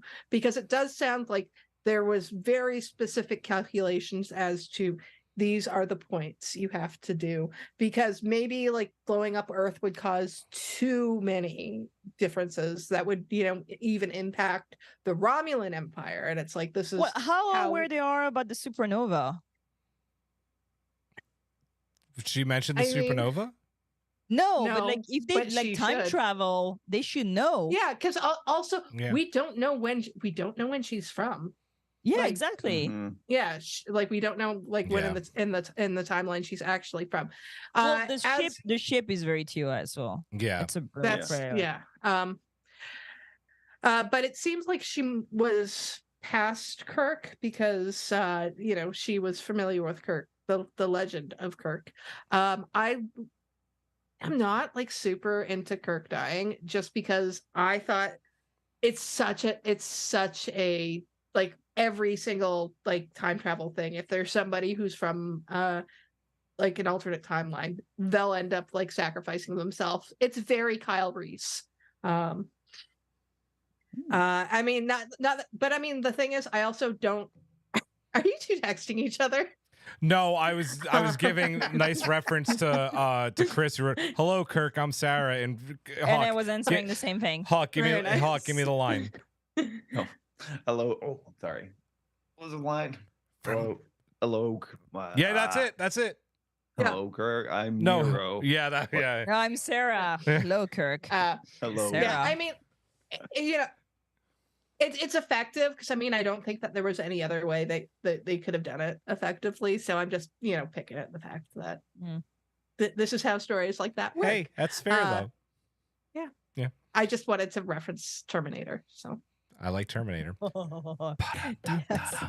Hawk. I did love the reveal of Sarah being a Romulan agent in that, but I also liked how she didn't play it like a typical Romulan agent, and it's mostly the fact that she's been stuck there for so long. I think she's a little crazy, and like trying to keep pace in her head and that changes and that. It's like maybe they could just come along and blow up the earth and that, but I think she's aware that there are consequences to like such an outright act like that. From if this temporal war has been going on as long as we think it has, but the fact that she's like, and then time compensates and pushes back and that, and we don't know. Yeah. It was giving a little bit like, the time agent in Future Tense that is stuck in the back alley in Voyager that like cannot go back. But that begs the question, like, why is she stuck? Yeah. Like, why is she still here? Like, probably because I think it has to do with the mission. It's like she can't go back to failure, right? No, I think it's because of the temporal wars, because she talks about it in her speech, and we're actually about to talk about this. This was supposed to happen in 1992, but the temporal wars are always going on because it's a time war. So shit is always going crazy. This is how, exactly. So she's stuck there because shit keeps on getting changed. So like she was there to be there for that particular moment in 92. And but he didn't come. But because of something that happened during the temporal war, Khan did not come to power in 92. I wasn't even born yet. So she had to wait for Leon to show up, right? Or she had she had to wait for Khan to be born because he wasn't born when he was supposed to be born. Yeah, but she also needed access to him, which she did not have without Though Leon. I think that was a curveball. I don't think that she knew that Leon was coming. She was I'm surprised. sure. And I think she definitely is the one who shot the temporal agent. Yes. Yeah, most definitely. So, I think she was aware somebody would be coming. I think she was, she's playing it basically like a Romulan would, not in the shadows, watching, and waiting for a moment. And that moment that turned up. No, but nothing tells you that she's not like out lying and like saying whatever to Lon, just like playing the game inside the game of the agenda behind the agenda. Like, you can't trust anything she's saying. Like, you don't know. But I had a feeling that she'd gone a little crazy, right? So I don't think that she was lying in that situation. I think she was tired of being among all of the nice Canadians. But I do believe. Sorry. Sorry, Hawk. Go ahead. I do sincerely believe that what kept her there was like fear of like the retaliation she faced from the Romulan. Imagine dealing because with like she got she gets shot twice in the chest by Leon, and her last instinct is to evaporate herself. Why? Because she's a Romulan. She's a Romulan. That's the level of commitment. But it's the same thing. It's the same thing with Riker in that episode where like they're not supposed to be here. Like you can't leave a body and you cannot get to a hospital because she doesn't have internal organs like a human. No. So that's. But like the I mission. said, I think what keeps her there is fear of failure. Imagine the time bureau of the Tal Shiar and you don't get the job done. I don't even want to know what they would do to you. Well, and the other thing is like they're like pretty much like brainwashed. Like they're about the mission. Like I do think also that she's not leaving a body because again they're not supposed to know Romulans, so that helps. Them not being able to know what a Romulan looks like because there's no body. So it's like rectifying also the plot line. I just wanted for all the people that have been saying in the chat too, I think is a very good point to bring up, and this is the one thing I'll say before we move on because we are running very late tonight. There is very much a big irony of Kirk dying for Khan because that's what happens. He dies so Khan can live, and that's a very cool reference, and I like that a lot. I want to get to the next point, and I was actually debating whether to put it in the outline, and we'll be brief about it because I don't want to set people off, and I know that trolls go and listen to podcasts and listen to this shit, but I'll talk about it anyway. This episode changes Trek canon. It gets changed in the pilot, but this like basically says it out loud, and it's this is a good thing. This is not a bad thing. She talks about how the temporal wars have prevented events from happening when they were right. In TOS, when Khan shows up, they mention that he's in power in 92. The eugenics wars have happened, right? Sarah very much states this didn't happen, right? But somehow time keeps writing the way. So Khan is born and the eugenic wars do still happen. The two fight. Lon wins. Sarah disintegrates herself. I've been amazed, shocked, and maybe it's because my Twitter is curated to all hell, but I've talked to other people who've said the same thing, that there's been no pushback about the timeline change and how this is canon and this is still the prime timeline. Very quickly, thoughts on this, Jeff? I think there has been, but at one point we just need to rewrite Star Trek. It's ridiculous to think that there was a war in 92.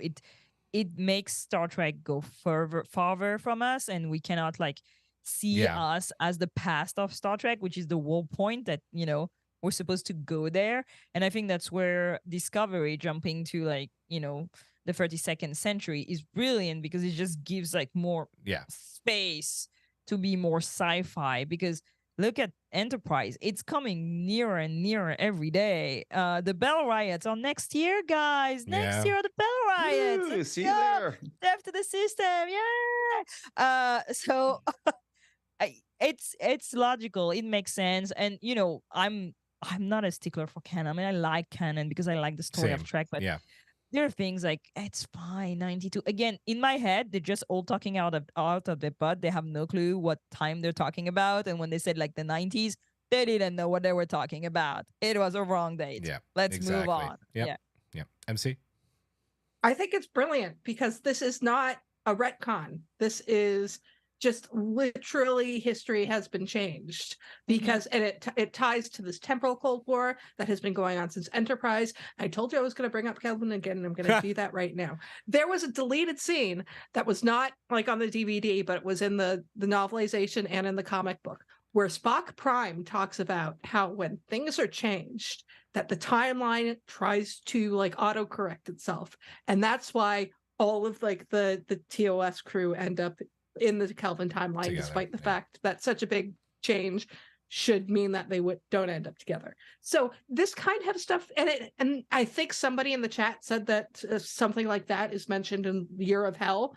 This happens. Like this is Trek canon, that the timeline tries to autocorrect itself, but you do have like this whole temporal Cold War going on. So this is not a retcon, because a retcon is the writers saying it's like, this thing that we had is now different and we're not going to create any proper reason for it. But this is the writers saying it's like, no, the timeline has literally been changed by things that have happened. Yep.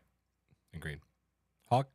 Pretty much the same. I mean, like, it's nice that they addressed it, but I mean, like, there's also part of me is just like, it is very forgiving in these kind of things, because I mean, like, they were writing this back in '63, you know, exactly. To them, like, you know, 1992 was like, you know, a time they probably they didn't think they maybe see it. Yeah, exactly, with everything going on. Exactly. So, you know, it's not like Blade Runner in that, you know, 2019 came around and it's like, we're still okay in that. So, yeah. Agreed. I agree with everything you guys said. Finally, La'an realizes that she is in the same room as her genocidal ancestor, who at this point in time is just a frightened little boy. That's it. She reassures him that she's not going to hurt him. I get goosebumps talking about it because I think this scene is really good, and that he is right where he belongs, in somewhat of a really touching moment in this episode. Thoughts, Jeff? It opens so many questions. Like, you know, did she change Khan? Like, oh shit.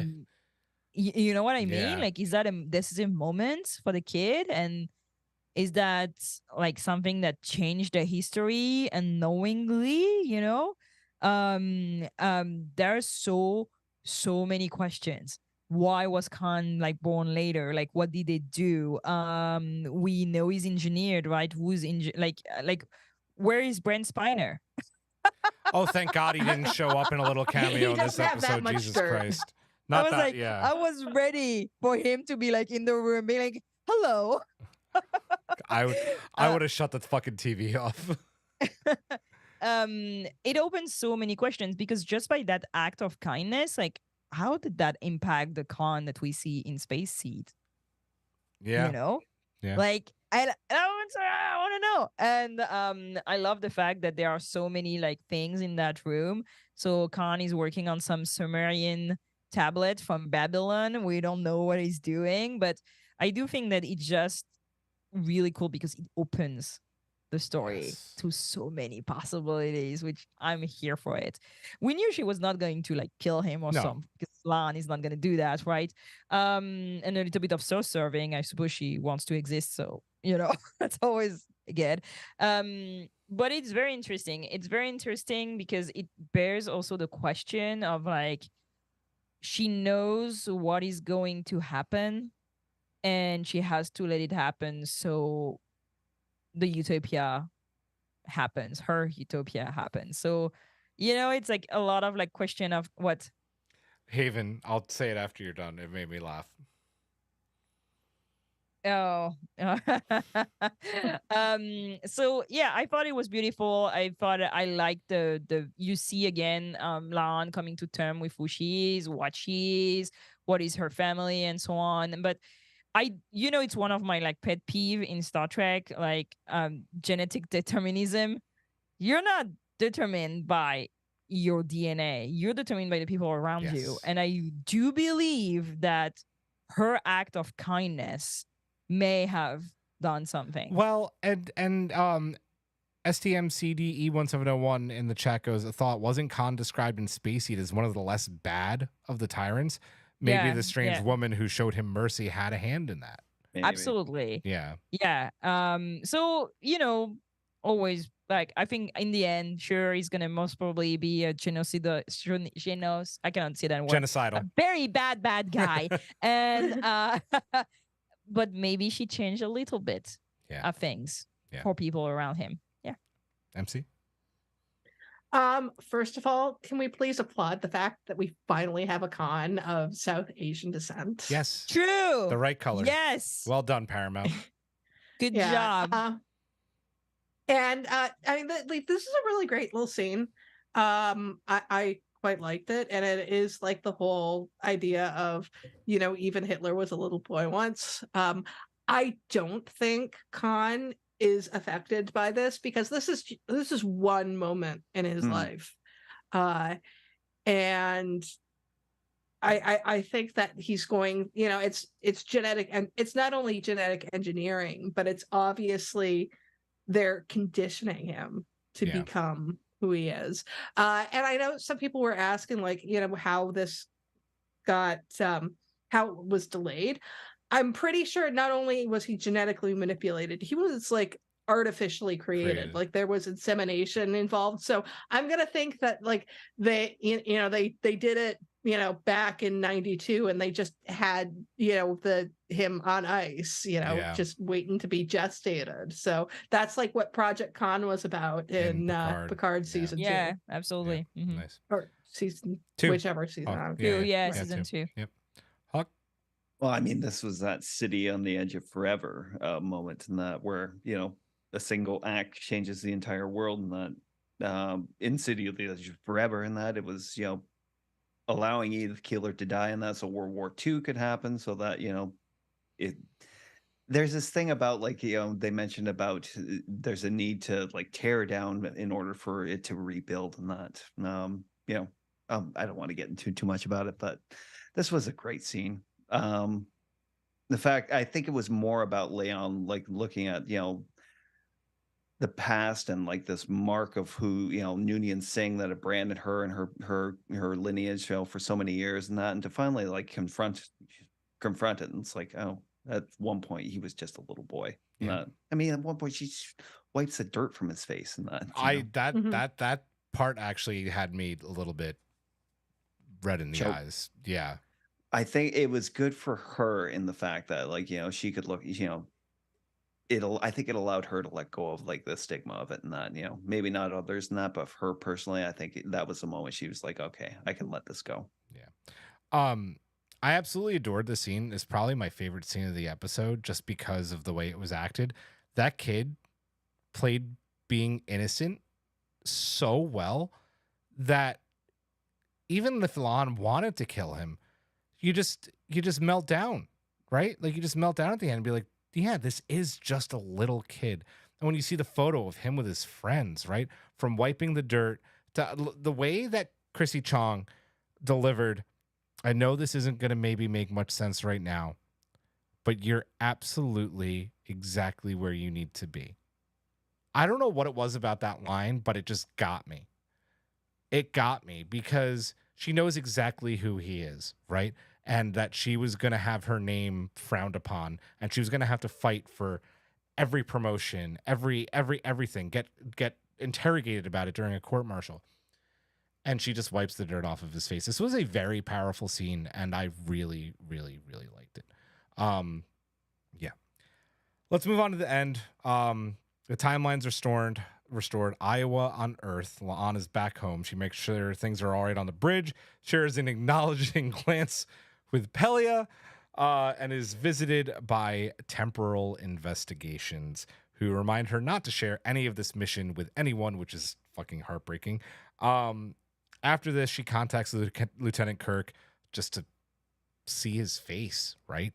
And after their convo, she just breaks down. Thoughts on this moment, Draft?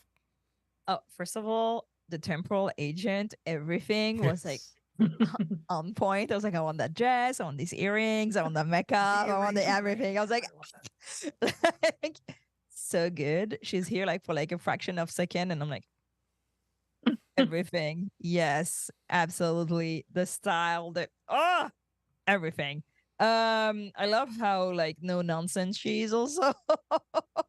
Like to the point.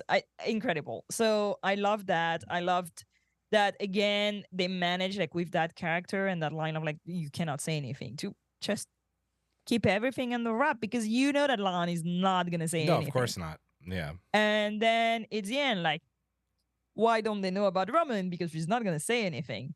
You know? Why don't they know about time? Because she's not gonna say anything. Like, end of it. That's so easy. That's so like. It's a bit like too easy, but on the end it works. It's how like it's a good episode. I like the fact that she contacts him. Me too. Mm-hmm. I'm like, you know, it's like calling your ex. You're like, don't do it, don't do it, don't do it. But then you do it, and like on that case, I was like, yes, do it. Which is like really gonna be weird when he comes like visiting his brother and being like, oh yeah, you know, like you're like security officer, like she called me out of the blue. Like what's up with her? Like did you talk about me? Like but I love the fact that she breaks down crying. It was like that got me bad. I was like, oh no, she's so sad. It was really good because it shows the weight of like what happened on her and like everything she gone through. And for somebody that doesn't want to link so much with people, doesn't know how to, or had like lost so many people. She lost so many people.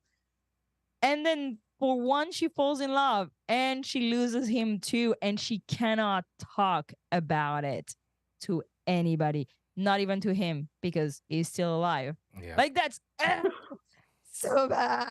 That's like fanfic level of angst. That's so true. Yeah. Right? Yeah.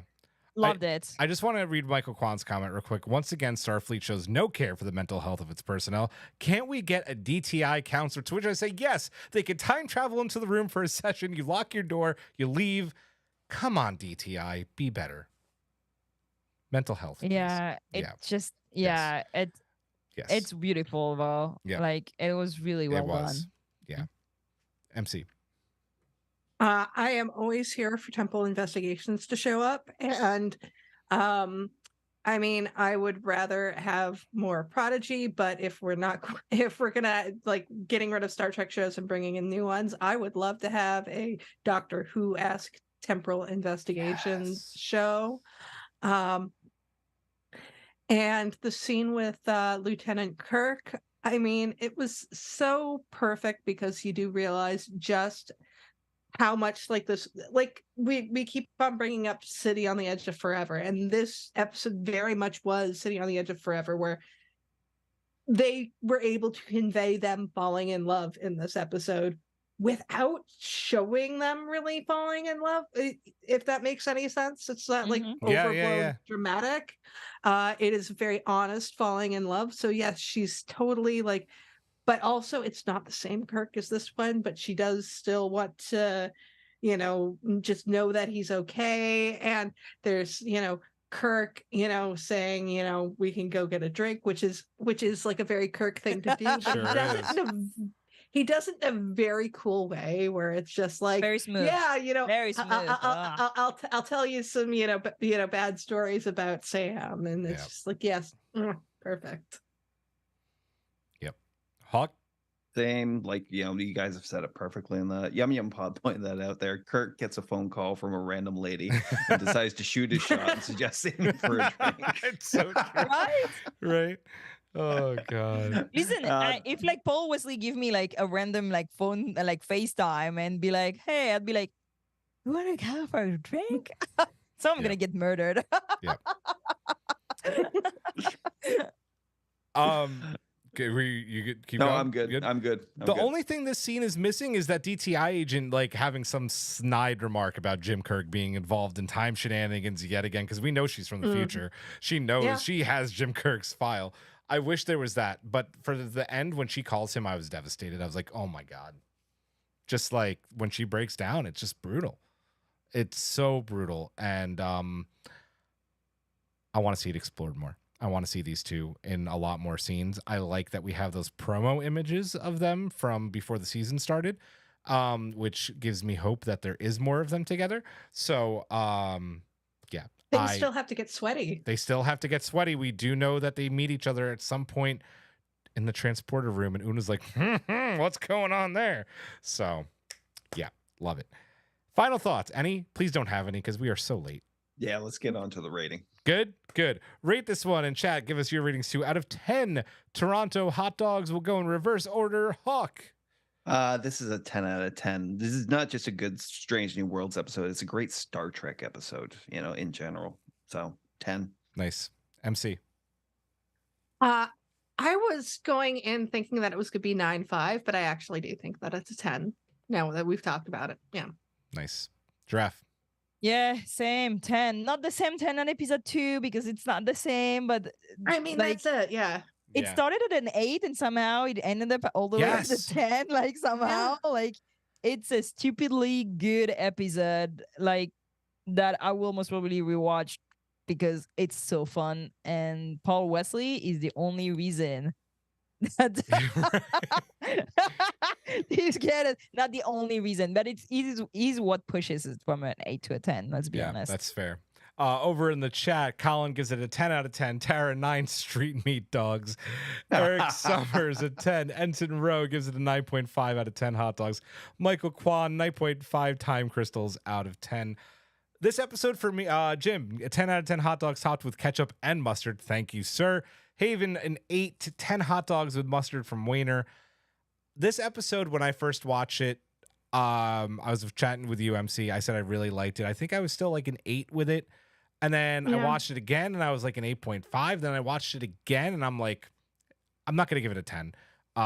Just because I can't give it a 10 next to episode 2. This is like a good 9.95 for me. It isn't. Like, what was wrong? Well, see, that's what I keep asking myself. What was wrong? And I actually, do we all have to give this a 10? Fuck it. I agree. It's a 10. Yeah. I agree with you. It's not a 10 like season 2, like episode 2. It's not like season 2 is like, but I don't have anything wrong Trek. with this episode.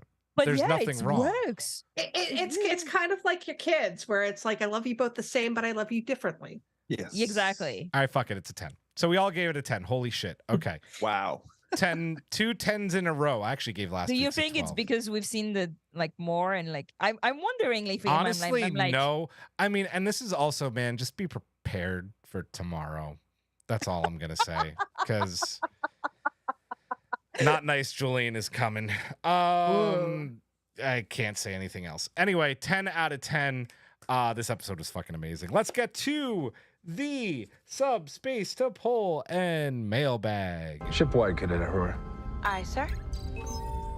Who wants the poll this week? I'll take it. Hit it, MC. We asked Trek Twitter what they thought of Tomorrow and Tomorrow and Tomorrow, and this is what they had to say. 69%, nice, said timey-wimey Yes. fun. 22% said here for the hot dogs. 3% said would rather play chess. And 6% said temporal Cold War.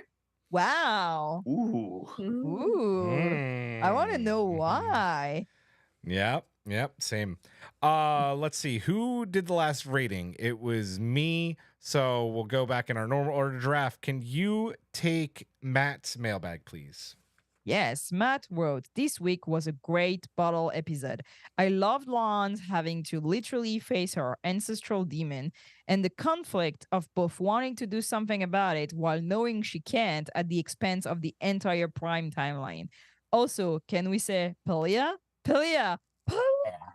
As a kleptomaniac pack rat, gave me life with her line about keeping the bunker in Vermont in case the no money socialist utopia thing turns out to be a fad. Epic. Indeed. MC with Michael Kwans, please. Mike Kwan wrote, I'm pleased with how this season is shaping up. This time travel episode is fitting in with the others we've seen. It's as emotionally hard-hitting as City on the Edge of Forever, and even comes to that emotional from slightly different angle. Chrissy Chong gets to show a broader, more personal range of acting than last season, and I could feel how affected she was by the advance of Nira Katol last episode, and by the hopeful connection she felt with the Jim Kirk of the United Earth Fleet in this episode. Nice. Hawk with Eric the Reds, please. Sure. Eric the Red wrote, at first I was worried due to Picard season 2 of another time travel jaunt into the 21st century. As were we all. We were. Mhm. Listen, it was not all bad. Fair.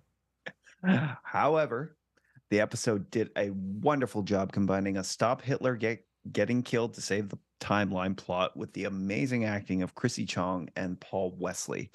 It's painful to say that the darkest moments of human history gave way to our eventual triumphs as we became better as a species, and the episode tried to demonstrate that Leon reflects that. Alternative title could have been Conquest. Oh, Canada. There's a lot of people making the Yeah, Canada there's a lot of joke. Canada. wait, do I have it? Oh yeah. There it is. You deserve that. All right.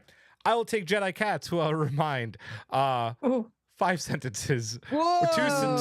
Whoa. Five small sentences or 2 small paragraphs, please. I think this is your first time, which is why I allowed it. But next time, I will read it very Censorship. fast. Censorship.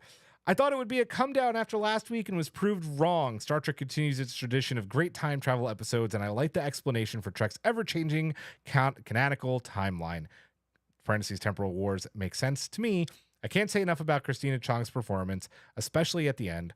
I figured at some point La'an would have to face her ancestor Khan, and that moment did not disappoint. It was downright heartbreaking and really brings home the notion that that even the worst people were innocent children once. Carol Kane once again made the most of her limited screen time as Pelia. She, actress and character alike, are a treasure, and I can't get enough of her. And while I had my doubts, although I liked him in Quality of Mercy, I am now officially sold on Paul Wesley as James T. Kirk. I have to say, this has to sell people on him because he was so good. Mm-hmm. I think we could safely say he's earned his place alongside Shatner and Pine, and I can just as easily imagine the other of those two in the episode.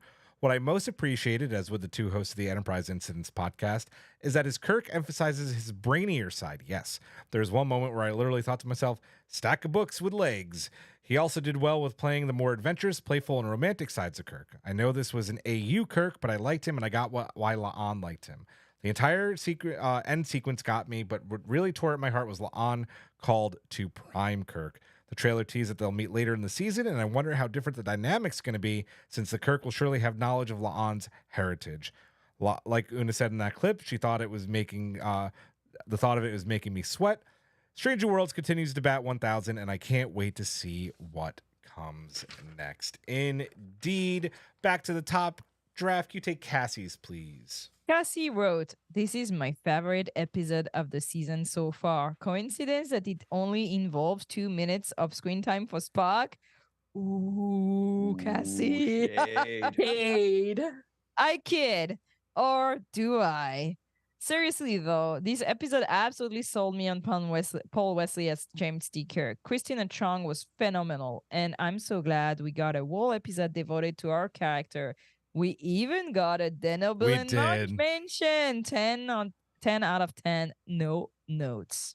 That's what we just said, right? We tried to have Yeah. notes and really don't have much notes. It's a great episode. And again, like we have more on Lawn. We need the same thing with Ortegas. We need the same thing with Yep. Christine Chappelle. Like, please Indeed. give us.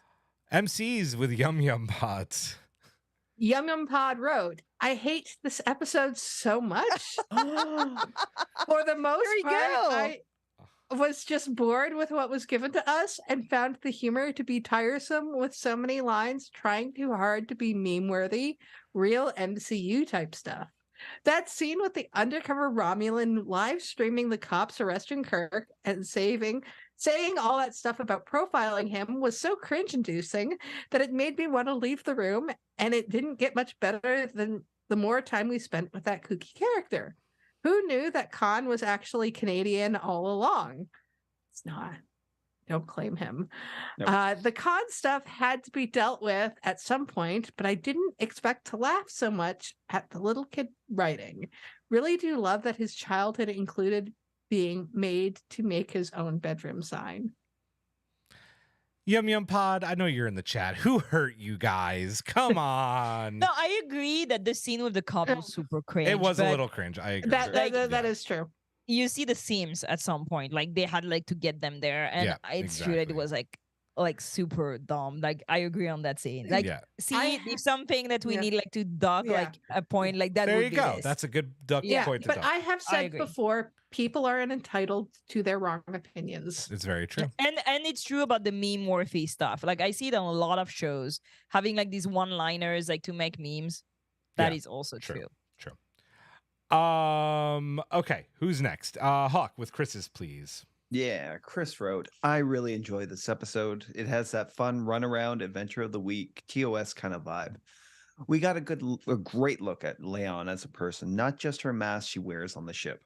The little twist that the aliens we know from conspiracies are actually Romulans was fun.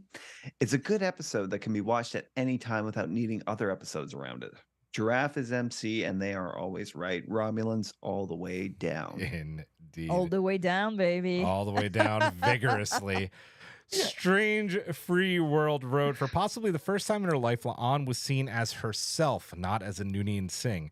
The replay of the question from her testimony really drove that home to me. She made the choice in this episode that it was worth it to her to have to live with that if it meant a better future for humanity than what the alt Kirk lived in. And then the double gut punch at the end of the note, not being able to talk to anyone about this and talking to our Kirk. That was rough indeed. Back to you, Giraffe, with Tara's, please. Oh, I got the limerick today, huh? You did. Mhm. Tara wrote, I tend to love time travel stories, so I really enjoyed this episode. I am enjoying getting to know Lon better. This new Kirk is growing on me, and I like the conflict. Regarding Regarding Baby Con. Baby Con, Baby Con, Bilia's character is endless fun, and Carol Kane is absolutely killing it. I love the line about Pythagoras and poor Lan at the end with no outlet to work through our trauma. I look forward to more interaction with the Department of Temporal Investigation. Nitpicks: Kirk's chess earning, Kirk's driving skills learning curve, traveling to Vermont and back in no time, and now this week's limerick. Lan is flashed to an alternate Enterprise, hoping to save her timeline from possible demise. A romance with Kirk was brewing, but Sarah's bullet is its undoing. And Pelia's watch, how very symbolic, somehow remains. Surprise?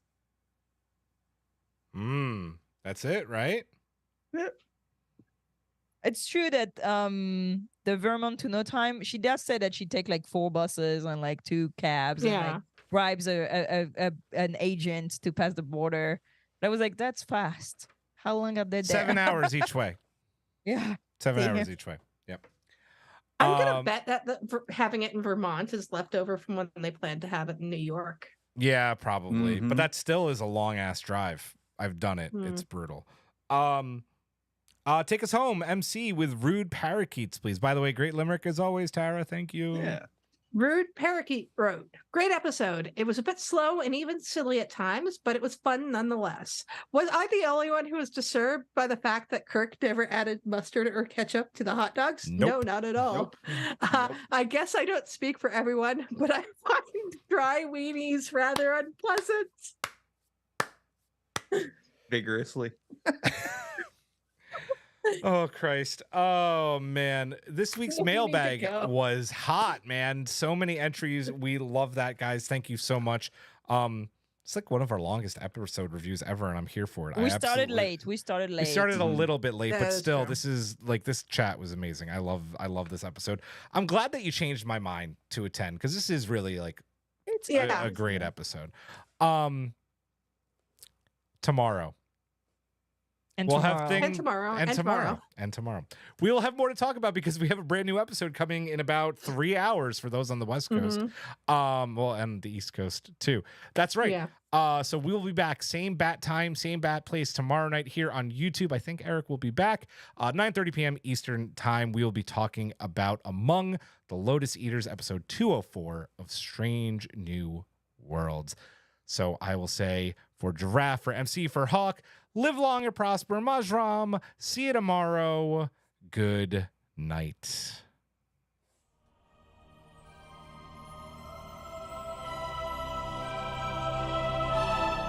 Thanks for beaming into our podcast today.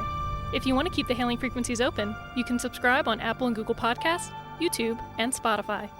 Like what you hear? Put in a good word with Starfleet and leave us a 5-star review.